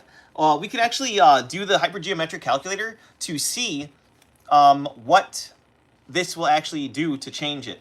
Because we're going from 46 to 45. This also increases the amount of chance that we will see our hand traps, but it does slightly lower our chance of seeing our actual starters and engine. So this is the main deck that I have so far. Extra deck, I want to go over it with you guys. They were playing the, excuse me, the Link Haribo, obviously, but I'm going to replace that with a card for my Drytron strategy called Relinquished Anima. Boop. They were also playing IP and SP Masquerena, so IP... Oh, SP Level 9 IP Masquerena. They were also playing the Nightmare Phoenix. And then finally, they were playing the Access Code Talker. So they were playing these cards, obviously. They weren't playing the Omega because they were using Parallel Exceed. This was actually a copy of the Salamangreat Raging Phoenix monster that can be used to OTK. I do not own that card anymore. I moved it because I never thought I'd have access to the Snake Eye engine. So I put Omega over that slot since I'm playing the Super Heavy Samurai engine. And then also, in fringe scenarios where you cannot OTK, or FTK rather, the Jet Synchron can be used to synchro with one of your level 7 Diabell stars, which can give you the Psyframe Lord Omega if you want to go down that route. So that is another option that you can do. Obviously, you need the Agave Dragon in the main deck, the Blaze Phoenix, and the Proxy F Magician. This is the only 3 cards that are different than a normal Snake Eye strategy. So, like, literally, it's like playing an FTK where you don't need any main deck bricks is insane. The commitment is literally only 3 extra deck slots, which is why we play Prosperity, because we can just, if we can't FTK, just get rid of these 3, and like it makes your life a lot easier. Next up, the Zealantis. This is part of the regular Snake Eye strategy, and then also you get to bring back your Blaze Phoenix and use it again. Your Link 4 Fire Monster. They were playing both this and the Raging Phoenix, so it's funny. But I opted to just play the one because that's what I have. Princess. They were also playing Celine, and I think this was after Apolloso was banned. I don't know why they were playing Celine. I guess it helps to bring back your Black Witch if you... Like, I don't understand. I guess it just makes OTKing with Zeus, or not Zeus, Access Code Talker better because it adds a light into rotation, and it's very easy to make. So, I mean, I guess that, and then you could Monster Reborn Veiler from your graveyard. I mean, I don't know why they played it, but I'm going to try it and then see how I like it. And then they played the Hida, and then this was for their Parallel Exceed play, but I replaced the Parallel Exceed engine and the 2 Ashes that I had to cut, and the 1 Poplar that I had to cut because of the ban list, with the Super Heavy Samurai package. So that is the extra deck. Let me just make sure this is 15. 1, 2, 3, 4, 5, 6, 7, 8, 9, 10, 11, 12, 13, 14, 15. Now, side deck, I didn't complete either, but here's a preliminary showing.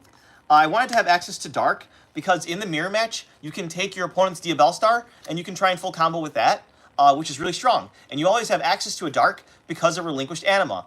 So if you can put 2 bodies on board, you can try to get into your Snake Eyes package, and it makes going second even more consistent, in my opinion. So I did want Dark somewhere on the list. They didn't play it at all in the side deck or the main deck of that FTK strategy that I was looking at, but I wanted to have it somewhere on my list, so I put it in the side deck.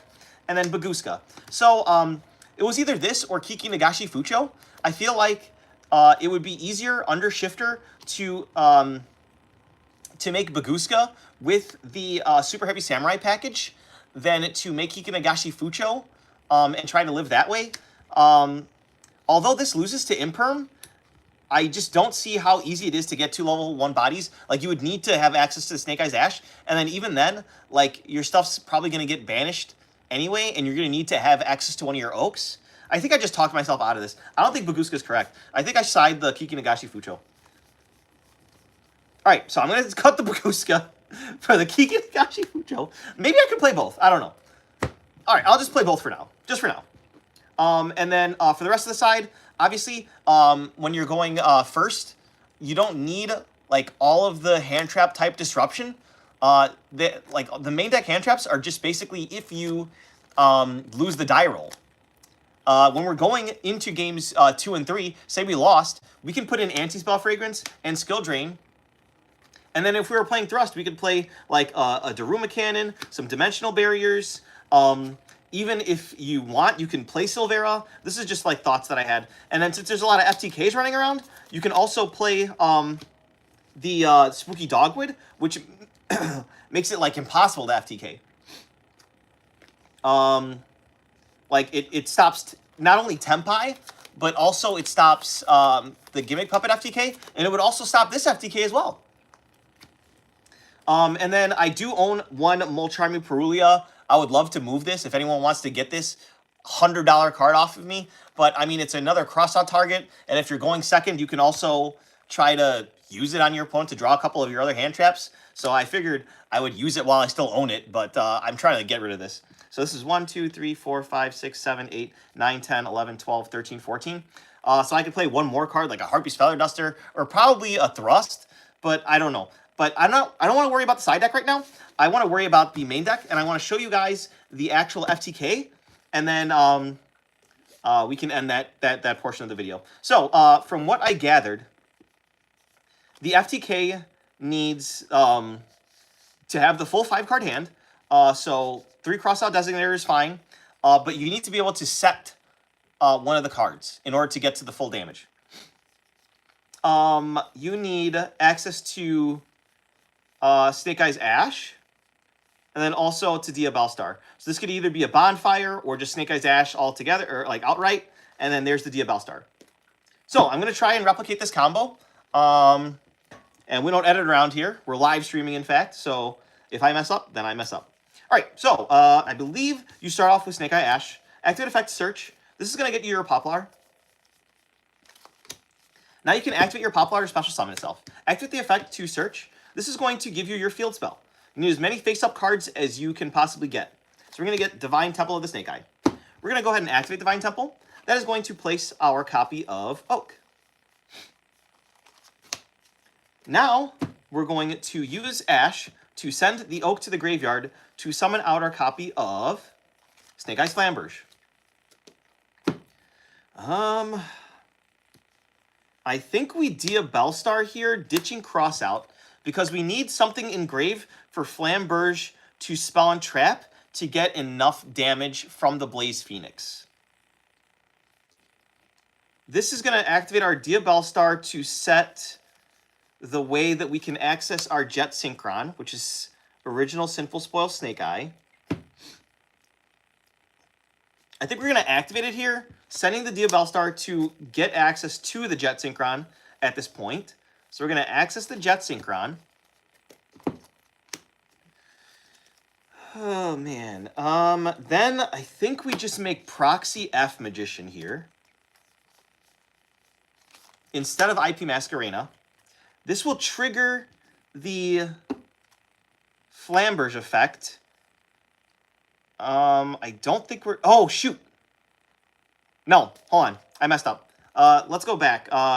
Not Proxy F Magician just yet. What we're going to do is we're going to use Flamberge Dragon to put the Dia Bellstar into the scale. We're going to make it a spell and trap. All right, now we're going to go link these two off for Proxy F Magician, like I said. We're going to trigger Snake Eyes Flamberge Dragon. We're not going to trigger Poplar yet. We're going to summon out Oak and Ash, and we're going to use Oak to special out the Poplar. Next up, we're going to activate... During your main phase, you can fusion summon one fusion monster from your extra deck using monsters from your field as fusion materials. Okay, so we're going to activate this effect. We're going to fusion summon. We're going to use Jet Synchron and Poplar to make our copy of Blaze Phoenix, the Burning Bombardment Bird from PRC1, broken. One machine-type monster and one pyro-type monster. We fulfilled our condition. Once per turn during your main phase, you can inflict 300 damage to your opponent for each card on the field. This card cannot attack during the turn you activate this effect. All right, so on the summon, we're going to go ahead and activate Poplar. We we can literally only put Poplar down because we need to summon our Jet Synchron back by discarding a card, and we need to be able to have our Snake Eyes Flamberge Dragon in graveyard for the final bit of damage off of the Agave Dragon, or Agave Dragon. So we're going to put the Snake Eyes Poplar in the Spell and Trap Zone now. Now we're going to use Jet Synchron effect. We're going to discard the one of the cross-out designators to special summon it. Then we're going to set a card. Now we're going to activate the effect of Blaze Phoenix, the Bombardment Bird. 1, 2, 3, 4, 5, 6, 7, 8, 9. 9 times 3 is 27. So bam, 2,700 damage to our opponent. We're going to link these two off for Promethean Princess. Promethean Princess effect, bring back the Blaze Phoenix. This is a soft once per turn per copy, so I can activate it again. Activate effect, 27 again. So this is 54 damage so far. Now, I'm going to link this with Ash. I think we need to leave Oak on field. Oh, wait, you know what? This is banished by its own effect, so I think we have to go... Yeah, this is actually complicated. All right, we're going to get rid of Jet Synchron and Promethean Princess for the Ambler Whale. Then we're going to get rid of this for the World Sea. We're going to use World Sea, banish these. Yeah, because if we banish the Jet Synchron, I think since its banishment leaves the field, that's considered leaving by its own effect, so we wouldn't get to special summon it back, right? Let me read Zealantis, actually. You can only use one of this effect, or you can only control one World Zealantis. You can only use each of the following effects once per turn. During your main phase, you can banish all monsters on the field, then special summon as many monsters as possible that were banished by this effect to their owner's field, face up or face down defense position. Okay, so, since it wasn't banished by this effect, it was banished by its own effect, it would not come back. So make sure you get rid of the Jet Synchron at that point. Now, use your World Sea, banish these 4, and then you bring back all 4. 1, 2, 3, 4. Now, once again, you activate the effect to burn, now for only 1, 2, 3, 4, 5, 6, 7, 8, which is 2,400. 2,400 plus 5,400 is 7,800. So we're missing 200 burn damage. That is where we come in with our Snake Eyes Oak. We use Oak effect, cost, special summon our second Flamberge Dragon from our deck. Then we go 1, 2, 3, 4 for Agave Dragon. Now, Agave Dragon reads, 2+ monsters accept tokens. If this card is link summoned, you can apply these effects in sequence, depending on the types of monsters in the graveyards. Skip over any that do not apply. You can only use this effect of Agave Dragon once per turn.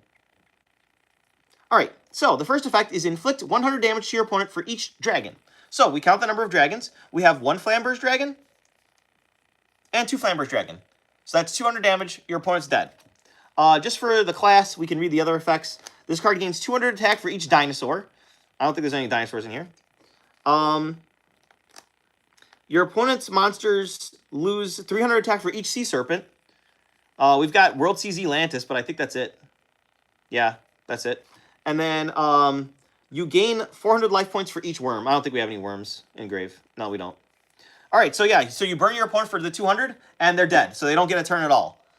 All right, now that I showed you the combo, and you guys know essentially how it works, and look at all this follow-up that we have. We have IP, we have Anima, we have SP, we have Nightmare, we've got Access Code Talker, we got Selene, Peta, Infernal Flame Banshee, and Psyframe Lord Omega. Yeah, so if we get stopped, we can do other stuff as well, which is really cool. All right, so let's calculate out what we need to see in order to FTK through no hand traps. All right, so Ash is a starter, and then everything that equals Ash. So Wanted, oh wait, no. Wanted is going to be the what's that card called? Oh my god. Guys, what is it called? Jet Synchron. All right, so yeah, that'll equal Jet Synchron. Jet Synchron. All right, So Ash can also be Bonfire. Diabellstar. Diabellstar. Should I count Pot of Prosperity as one of these? Nah. 1 for 1 can be either one of these, so I'll just put 1 for 1 here. Super Heavy Samurai package. Because of the Banshee, each one of those equals Snake Eye Ash. And I can give you a tutorial on that package real quick as well. And I don't think that we can consider Snake Eyes Oak as a Snake Eyes Ash in this scenario because Snake Eyes Ash gives us the extra body. In certain scenarios, it will work out that way if we have the extender in the terms of Snake Eyes Birch. So there's ways to play around this, but just bare bones, I'm gonna try and express what the ratios are basically. Black Witch, of course. Sinful Spoils, if you hard draw this, this also works.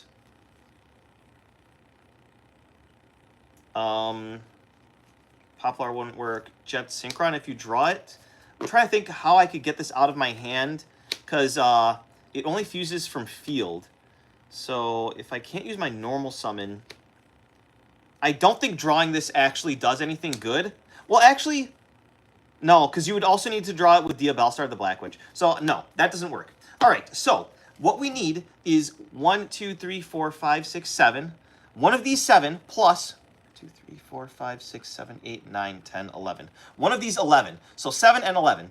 So I don't know if I'm going to be able to do this in one go, but I can show you the two different calculations that we'll need to make in order to calculate the probability of drawing both of these. So it's going to be a little bit more complex with the math, but this is a very useful tool that you guys can utilize for other decks. So 1, 2, 3, 4, 5, 6, 7, 8, 9, 10, 11. All right, so we have a 45 card deck. So the population size will be 45. Number of successes in the population, we have 11. Sample size is 5. Number of successes in sample, 1. So we want at least one of these cards in our opening hand. Calculate. The probability of opening one of these in your hand in a 45 card deck is 77%, baby. 77 to open any one of these. Now, we're going to do the same calculation, but we need to do it for what the likelihood is of opening one of these 7. So we have to change the 11 to a 7. So we're going to go back here, delete those, put that as a 7. All right, recalculate. That's 59%. So the chances of getting both one of these and one of these in our opening hand is 77% times 59%.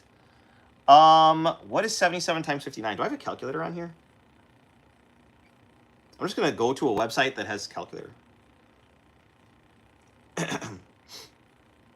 Calculator.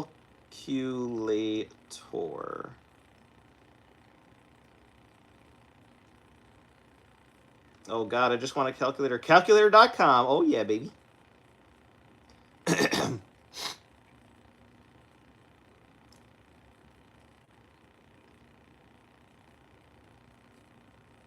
I could be asking chat to do this, but I won't bother you.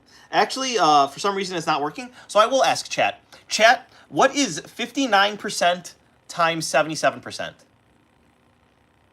anyone got that?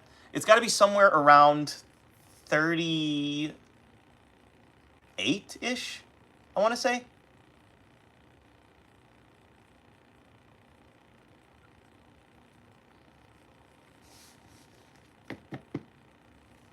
%, times 45. What? Are you serious?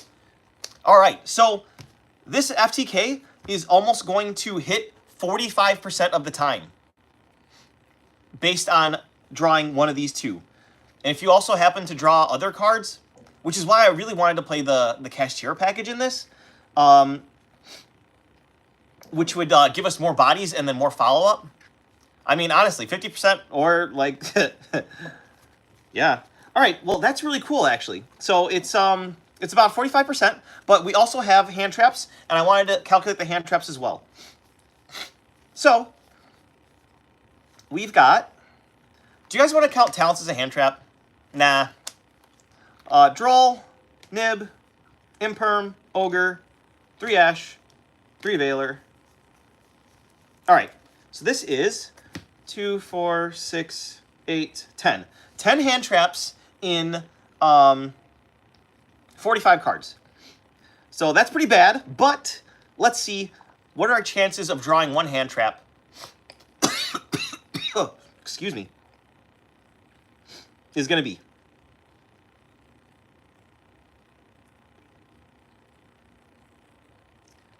All right, so in our sample size, our population size is 45.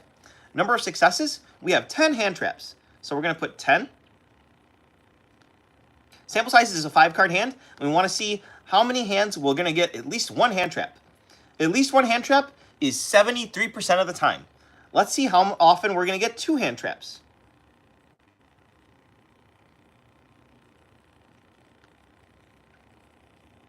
Two hand traps is going to be 31% of the time. So not that bad. Not that bad. It could be worse, guys. It could be worse.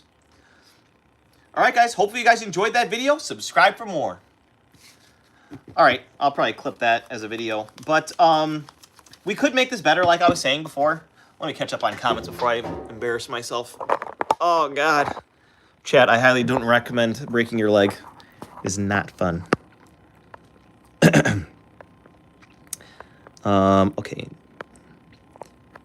Yes, I do really love this game, Ibrahim. Yeah, we could do a mutual video. I don't care. We could even start some beef. Yeah, that way people will be like, ooh, man, there's some drama. People love drama. I don't know why. If you want to add terraforming for cash, add set rotation too. Yeah, I totally agree. That'll boost the consistency as well. But I don't think I would ever want to give my opponent my, what's that card called? The Divine Temple. But that counts as a card on my opponent's field, which will make FTKing with the Blaze Phoenix even easier if I have to use one card in my hand as a as like a crossout designator to stop a hand trap for some reason, because I need that extra card set in order to get the actual 8,000. So that you could be onto something. If I do incorporate the Kashtira package, though, that is going to decrease the overall consistency below the 45% that we calculated. And then you mentioned the 45%. Yeah. Okay. I mean, that is something that we could do. Collaborating and altering the deck. But this is something I want to test at locals, maybe Thursday, because on Monday I want to play Drytron again. Would that increase the consistency by adding the 3rd oak? I think I need to test the combo more to see what I can actually get away with. But I mean, it would be a strong Kashtira deck, or a strong Snake Eyes deck if I included some of the Kashtira cards. Because Snake Eyes Kashtira was a deck before we got all the fancy shenanigans. All right, before I end the stream, I've already been streaming for almost 2 hours. I'm going to probably cut it off at the 2-hour mark. Let's see if we can get 1 or 2 test hands in of the Snake Eyes FTK. And then I'll probably fix up the side deck some other day. But yeah, I'm really hoping that people really enjoyed the hypergeometric calculator for those that watched the stream. It's just really cool to be able to calculate what you should expect to see in your opening hands. Dang, I could play the Solo Hat Rabbit with the Azarune statue, but that's just adding a brick to my deck. Oh man, I forgot to talk about Meteora Drytron in the Drytron deck. Pre-preparation of rights would have been cool. Dang it. Oh well. What did Josh say? Or Joe? Not Josh. Beef, huh? Get Jesse to be on the board for the beef series. So I can DM on Insta to plan it. I don't have an Instagram. I only have Snapchat and YouTube. That is it, young man. You can add me on Snapchat at Marcel the Legend. All one word.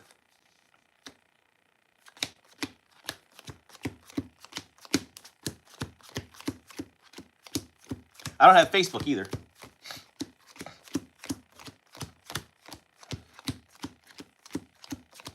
Or Twitter. I don't have any social media, actually. Literally, my only social media is Snapchat and Facebook. What the heck is that thing called? Oh, yeah, the one we're on, YouTube. All right, let's see what I got in my opening hand. 1, 2, 3, 4, 5. Sad day. All right, so I do have access to the...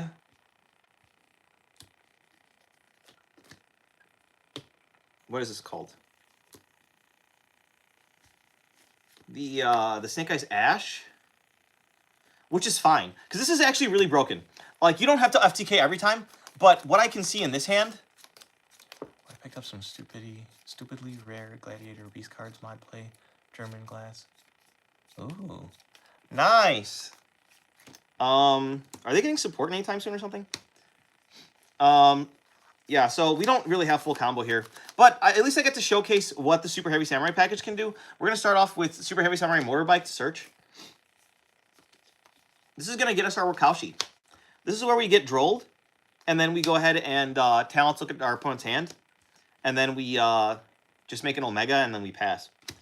But if we don't get stopped there, we can activate Super Heavy Samurai Prodigy Wakaushi in the scale. We're going to activate the effect. This places your other brick from your deck into your scale, the Super Heavy Samurai Monk Big Benkai, and then we special summon the Wakaushi. Now, if we had not drawn our Soul Gaia booster, what we could have done is activate Big Benkai. Since we control this, we could search from our deck to our hand. Now, if you don't have any spells and traps, you can activate this to equip it to one of your guys. Then you can activate the effect to special summon it. Now, since we already have the Bonfire, we can actually make the Omega here. And then if it's used as a synchro material, this actually scales itself. But we don't need to do that. We're going to use this to ensure that our Snake Eyes play goes through. So we're going to actually overlay for Infernal Flame Banshee. And we're going to detach the effect to search for our Snake Eyes Ash. Dang, I can't believe we really can't FTK. That sucks. If only I had access to the oak. How do I do this? Maybe there's still a way to do this. Because I have the Bonfire, but how do I change this into...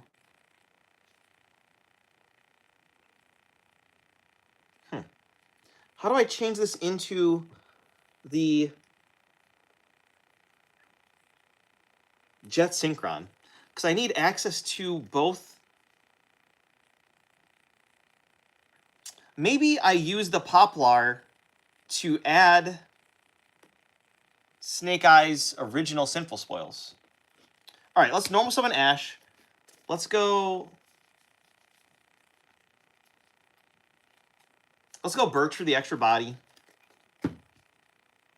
No, because I need the... No, yeah, that's fine. Then I can go Bonfire for the Poplar.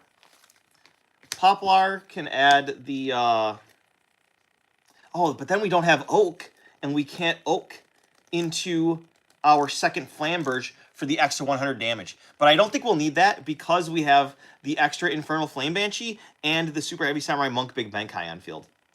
All right, so we're going to try this. So Poplar will, instead of getting our field spell, we'll get the OSS. So this can get us our, what's it called?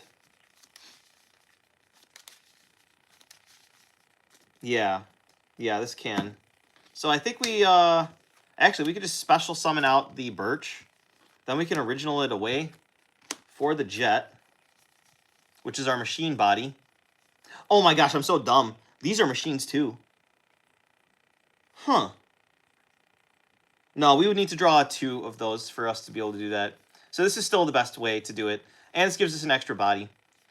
If only there was a way to dump it so that I could bring it back with Oak. That would be broken. But yeah, we'll just get Jet Synchron here. And now we don't have to worry about saving our Poplar or our Flamberge because we have stuff that we can, or well, just one that we can equip. Not equip, Spell and Trap Zone. All right, I think it's at this point that we Snake Eyes Ash here. No, because we still need the third body. Yeah. So, yeah, we Snake Eyes Ash for the Flamberge.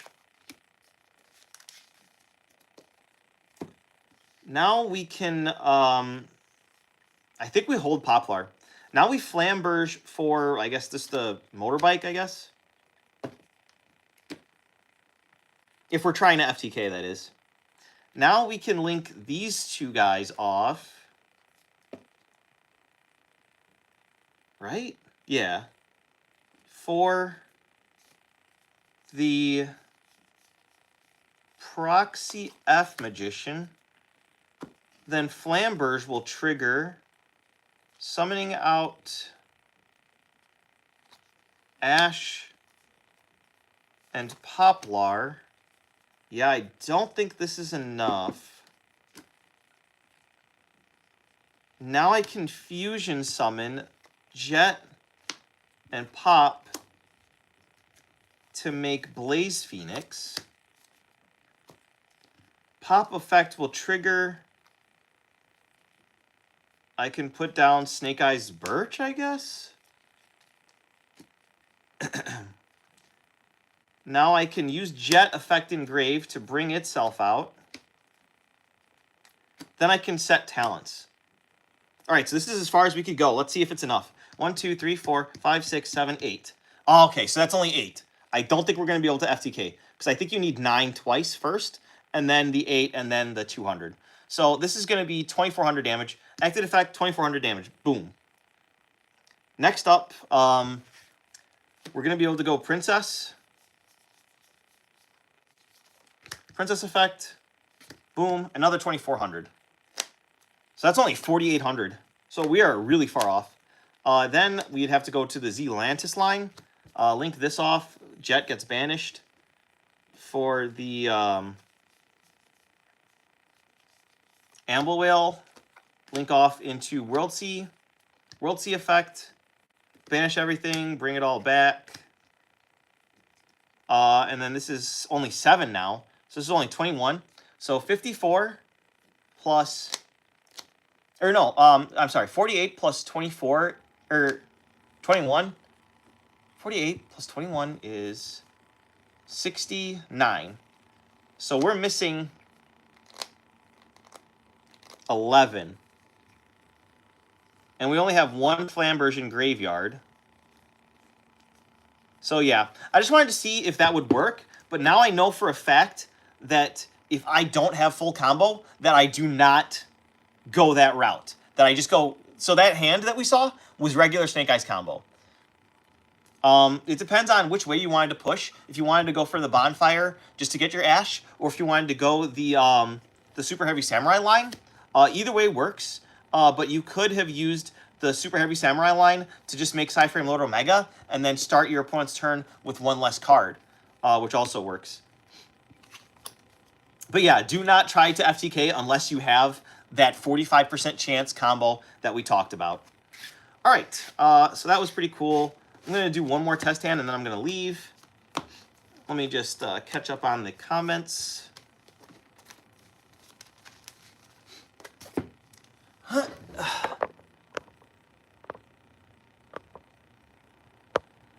Nope, no Instagram. The Glad cards, January. I remember the Fusion card had a fun FTK in the... Yeah. Dude, Blaze Bombardment Phoenix needs to get banned. I don't know why it's still in the game. All right, for you 5 viewers that are left, I will do one more test hand, and then I will go to my mother-in-law's house for some free food. 1, 2, 3, 4, 5. All right. We did not get the FTK again, but now we're just going to try and do the combo. So draw phase, you're going to want it. This is going to give you your Diabell Star. Now, you can only use 1 Crossout Designator per turn, so this makes it very easy for us. We're going to go to main phase, and we're going to ditch our Crossout Designator duplicate that we have, because we had 2 Crossout, Wanted, and 2 Veiler. So we're going to ditch our second Crossout for the Black Witch. Black Witch effect to set. Original. Original effect, send Black Witch, summon out Now we haven't normal summoned, guys. We are broken. Summon out your boy. Where is he? Ah, the one of Snake Eyes Ash. Ash effect, get Poplar. Poplar effect to search. We're going to get the Divine Temple of the Snake Eye. Activate. We're going to put our Oak down. Snake Eye Ash. Bring out our Flamberge by sending the Oak to the graveyard. Boop. Now, instead of going for the, what's it called? What is that card called? Proxy F Magician. Shout out to Battles of Legend Terminal Revenge for the Secret Rare upgrade. We're going to link off into IP Masquerena, so we actually have some disruptions on our opponent's turn. This is going to trigger the Flamberge. Yeah, I think just the Flamberge here, because we want maximum value. That's going to bring out Oak and Ash, and the Oak will trigger, bringing out the Snake Eyes Poplar. Actually, we could theoretically spawn Trap Zone the Flamberge, so that we can play into Nib a little less hard, because we do play 2, and we can use the Oak effect to send to special summon out the second one. I honestly don't know which one's correct. I doubt out of the 5 people that may or may not be watching live know, but no, I'm not even gonna bother. Like, I really don't know. I was gonna ask you guys like what's correct, but I have really no idea. Because if we would have got nibbed here or before, they would have already nibbed, right? Special summon that back out. Do we really spawn traps on this? I think maybe we do. Yeah, so I think we chain block our Flamberge by spawn trapping the Flamberge. And then we just hope that our Oak goes through. But what are the chances that the Oak wouldn't go through? Oh, wait, no, I don't think we can do that. Because then Princess can't even bring back Flamberge. It just brings back an extra body. Yeah, I think that we just play into Nib with this combo. Unfortunate. But we do have the cross out for the Nib if that's their only hand trap. All right, so from here, I think we take away Ash with IP, and we go for the Princess. Princess can bring back one of our Flamberges. Flamberge can go ahead and spawn trap the IP Masquerena.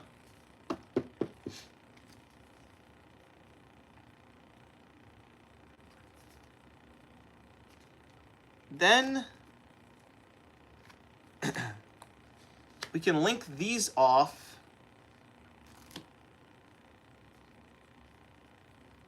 for the whale.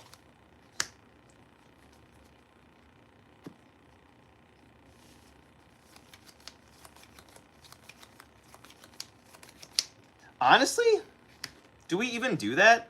Because we can Oak for the other Flamberge if we want. Or is the whale better than a second Flamberge? No. Huh. Surprise, surprise. I don't know how to play this deck. I mean, in my head, I want to go full Sprite combo, but this is more of a meta strategy and not a fun strategy. Huh. I don't know what I'm worried about. I've got 2 Veilers. Like, my opponent is toast. All right, I think we just go ahead and make the frickin' thing. The frickin' whale. And then, you know what? Poplar can actually put something down that we want to summon back off of it. Ideally, it would have been the Oak, but I wanted to save the Oak. So, honestly, do we trap our Ash, or do we trap our Poplar? I think we trap our Poplar. So just spawn trap Poplar itself. Now, there is an argument to save the crossout designator in your hand for your end phase, because at the end of main, they could nib here. And then you get IP back, and then what do you do from there? Oh, you also bring back Princess. No, you can't Princess because you have no fire if you get nibbed. Yeah, I don't know if anyone's holding their nib until then, because you do get your IP back. So I think we do set our crossout designator. And best case scenario, they go for something that's in engine, and then you just negate it, and then they can't use that engine card for the rest of the turn. Like, I mean, like if they go want... Oh, wait, what am I talking about? I have a wanted draw. All right. Do I make the whale before I want to draw? No, I don't think I make the whale before I want to draw, but we're going to want to draw here. we're going to banish the wanted, and we're going to put back original, and we're going to draw a free card. That draws Wakaushi, probably the worst card in our deck to draw at this point, because we have a crossout designator in our graveyard, and there's no way to get rid of it unless we SP Little Knight. So actually, all right, I'm going to be funny, guys. I'm going to be really funny. I'm going to use these two now to SP Little Knight. SP Little Knight effect to banish the crossout designator in my graveyard.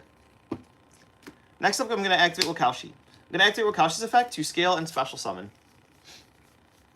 Scale, special. Now, since I have no spells or traps in my graveyard, I can activate this one to search. Get Motorbike. Activate Motorbike. Motorbike effect, special. Synchro summon. That goes to the extra deck. This goes here for Omega. Then I can use the effect of Wakaushi. I can scale it. All right. So that was pretty cool. Did I search? Yeah, I searched for that, right? Yeah. All right, so this would be shuffled. So the original Sinful Spoils would not be on the bottom of the deck. All right, so we changed the Ambler Whale and then the Oak, which we're not really doing anything, into our SP already. So actually, do we have any good targets for this IP Masquerena?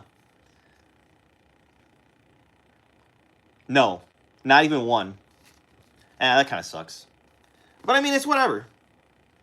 Maybe they'll try to get rid of this. Or maybe we should play two SPs. But yeah, you'd set the cross out and you have Double Veiler, Omega. You'd honestly just Omega here to rip a card out of their hand. And then if they try something funny, you could just SP banish these two. And then these would come back during the end phase. You've got the cross out against their engine. And then, I mean, I guess you've got IP, which could technically do something with the two bodies coming back off of this. But that would just probably be Access Code Talker or something like that. And then you do have the Princess Disruption as well. So this is very layered. And then if they pop something of yours, you get to pop something of theirs with your Ambler Whale. So that's actually really cool. I'm excited to play this. Probably Thursday. But yeah, hopefully you guys enjoyed the stream. Let me catch up on comments and then close it up for you guys. Alrighty.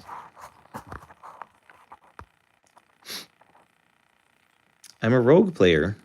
Yeah, I know, Joe. So am I. What is your opinion on the Exodia new deck? I don't like how it takes away from what Exodia used to be, which was just trying to get those 5 pieces in your hand. Now it's actually Joe in the chat plays this. You activate the card, you reveal the pieces, and then you summon a big spellcaster that searches Exodia cards. I don't know. I feel like it just I don't even know if I could say the word that I'm thinking of on stream and not get demonetized.